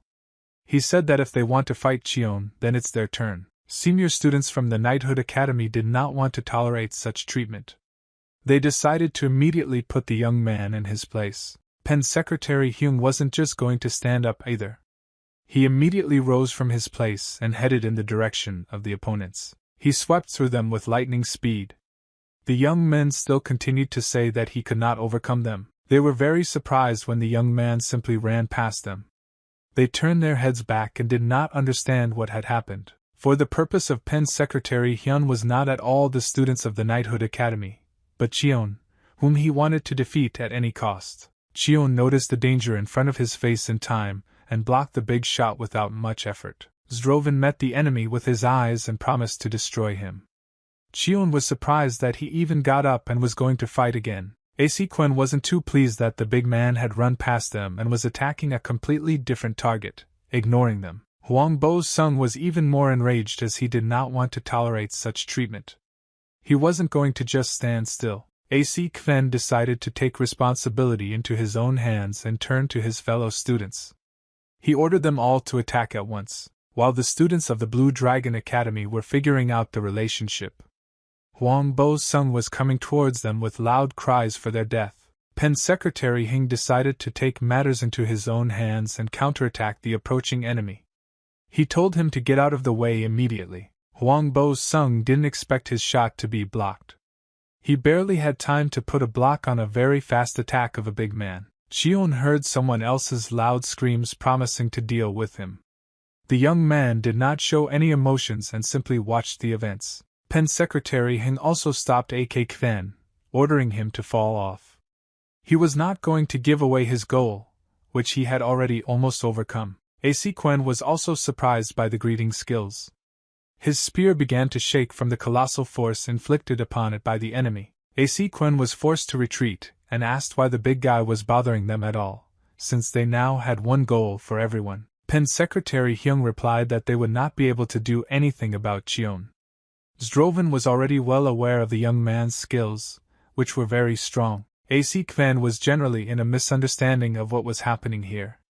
He wanted to clarify one point with the big man, with whom he was fighting. Pen Secretary Hyung swung his sword and confidently replied that his only target on the battlefield was Nam Gun Chong. AC Quen offered to just join them.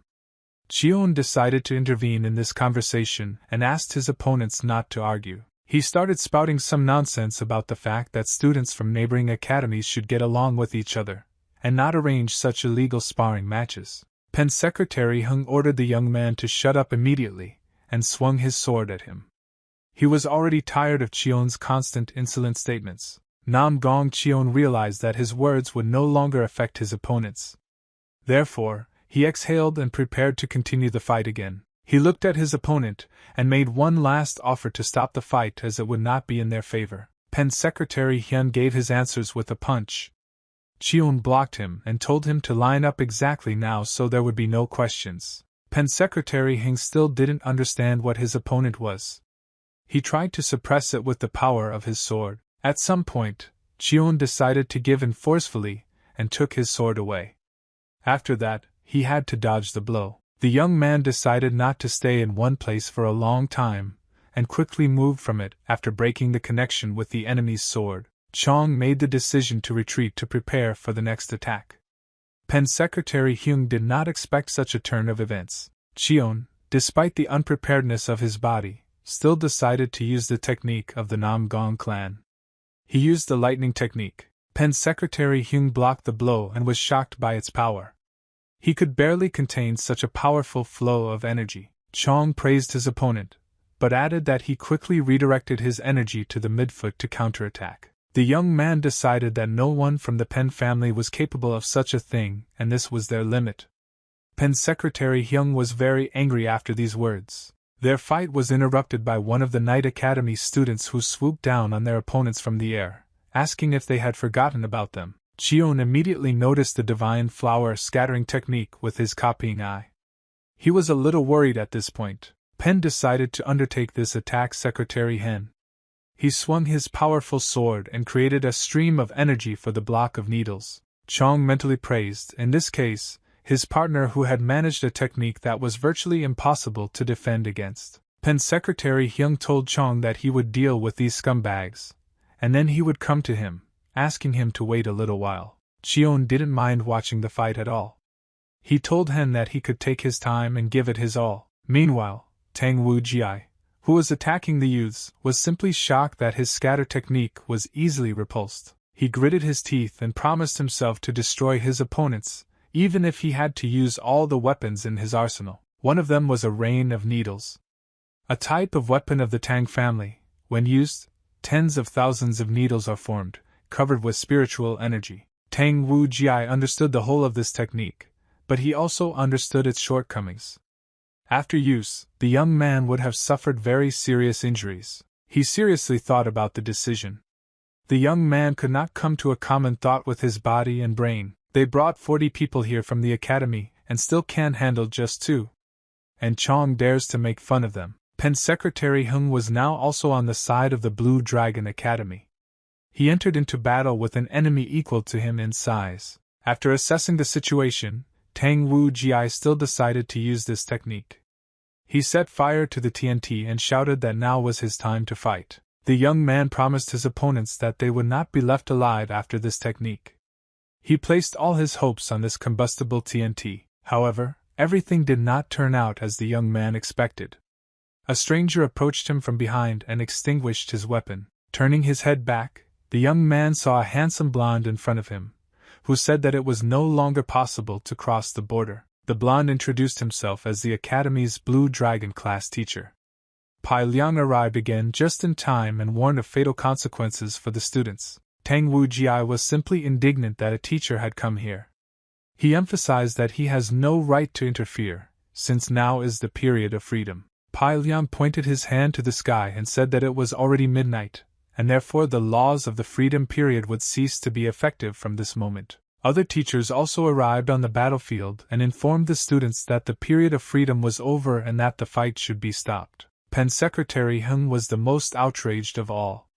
He never had time to finish off the opponents, not even including Cheon. The representative of the Nam Gong clan, in turn, thought about what he had just seen. He turned his attention to the suspicious teacher again. As usual, Pai Liang arrived right on time without even being noticed. Chong wondered who this person was. Pai Liang noticed that one of the students was staring at him. He was very interested in what exactly Cheon thought of him. All the young man knew about this teacher was that he was quite dangerous and definitely had an above-average level of combat skills. Pen Secretary Hyun watched Chong and couldn't believe that he didn't even have a breath after such a long and hard fight. He gripped his sword tightly in anger. He did not want to admit that the enemy was stronger than him and would easily defeat him. Pen Secretary Hyun decided to challenge the young man again. However, it turned out not to be so easy, given his physical condition. He was very tired. Cheon did not understand at all what he wanted, and how much he was panting. He said that he should go to the toilet immediately if he already wants to. Pen Secretary Hyung was simply shocked by such an answer. He tried to reach out to the young man, who decided not to stay here any longer. The next day, the students arrived at the academy, where they were supposed to continue their studies. The period of freedom ended tonight. Yoon Young-sung holding a wooden sword and who he was arguing with. He couldn't understand why he was being forced to do such things. Pen Secretary Hyung said to stop asking him everything and just do as he says. Yoon Young-sung asked again why. Zdrovin shouted at the young man with all his might, so that he would not dare to argue with him anymore. He ordered to hit him on the forehead immediately. Yoon Young-sung had no choice but to do so. He quickly rose from his seat and swung his sword to attack. Pen Secretary Hyun carefully watched his opponent's movements and prepared to repulse the attack. It was a practice that had to be done. Zdrovin remembered the words of the young man who defeated him. Cheon advised him to transfer the energy to the middle of his foot to avoid the attack. Pen Secretary Hyun hated Cheon to the bone. Just remembering his face, the young man began to get angry, radiating energy. No matter how strange it sounds, the big man still decided to try to reproduce Cheon's advice. He began to fill his feet with energy. Pen Secretary Hyun instantly moved back and avoided the sword strike. Yoon Young-sung didn't expect to miss the target. The young man looked at his adversary and did not understand how he had done so at all, because he had never stood out from others with tremendous speed. Pen Secretary Hyun actually emerged victorious from this fight and placed a wooden sword on the back of the opponent he was training with. Cheers just couldn't believe it worked. Yoon Young-sung asked his friend how he managed to do this. Pen Secretary Hyung remembered Cheon's face and wondered who he was if he knew such powerful secrets. Nam Gung Chong meditated and hiccuped for some reason. He could not understand who was so persistently mentioning him behind his back. The young man tried to divert his attention from this hiccup, as he needed to concentrate. Now it was most important. Cheon meditated and thought that he now knew several techniques of the Nam Gong clan, but it was still not enough to win the competition. He wanted to somehow get to his elixir, but he had no way. He was well aware that Pai Liang would be following him closely. In addition, there will be a lot of people from the Alliance at the festival, so the young man will definitely not be able to move freely and disappear at least for a few minutes. Anyway, Cheon wasn't going to win, so he just decided to focus on killing as many bastards as possible. The festival started the next morning. The training ground was very large. It could accommodate thousands of soldiers at the same time. 2 warriors entered the Murima Alliance. The girl was simply shocked by how big he was. She had never been here before. Ju Enhwa was a student at Huashan School. The girl was simply amazed by the number of participants. There were more than 4,500 of them. A young man named Yu Hung also came with a girl from Huashan School. He explained to her that half of the participants would be eliminated immediately. Ju Enhwa asked the boy if he had even heard of the latest news. Yu Hung asked which ones she was asking about. The girl reported that the students of the Knighthood Academy attacked the Dragon Academy this year. The young man was simply shocked and asked why. The students of the Academy of Chivalry had such a tradition. Every year during the period of freedom, they looked for a strong victim. She turned out to be someone from the Sky Dragon Academy. They identified the strongest student, and then began to beat him to death. Yu Hung replied that he had heard about their annual tradition, but had no idea that the rumors could turn out to be true. Ju Enhwa told the interlocutor that this time their target was the main loser of the academy. It was a shock for the young man. The girl told about Nam Gun Chun, who was always a loser in the academy. He was despised because he was the son of a great murderer. Yu Hyung warned the girl to watch her words because even though Cheon is the son of a great assassin, he is a martial artist. Ju Enhwa was displeased with the young man's words.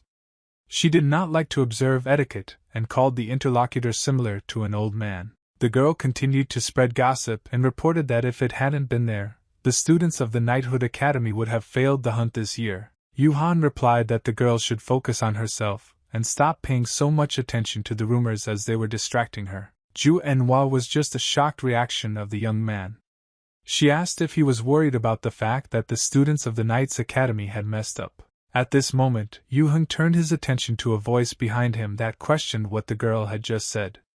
The guy turned back. Ju Enhwa also immediately turned around and became very worried about her situation as the voice was quite rude and angry. It was Huang Bo-sung who was very angry with the Huashan students.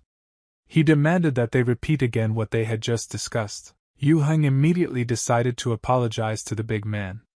He apologized on behalf of the two for Ju Enhwa doesn't watch his tongue. Tan Wu Ji intervened in this conversation, and I asked the young man why he was apologizing for the girl, since she was the one who offended them. Yuhan explained that she is still too young and does not know the rules of etiquette. He asked to treat this situation with understanding. Tang Wujia wasn't even going to do that.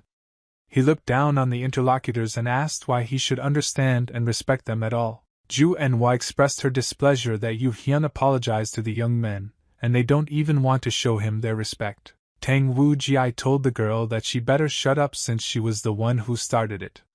Ju Enhwa disagreed and continued to speak out. At some point, Yu Hyun decided to stop the girl from going too far. He put his hand in front of her and told her to shut up. Yu Heng promised that the girl would be punished. Huang Bo-sung disagreed and rubbed his fists, saying that he would punish her himself now. Zdrovan continued to tell what he could do with the girl.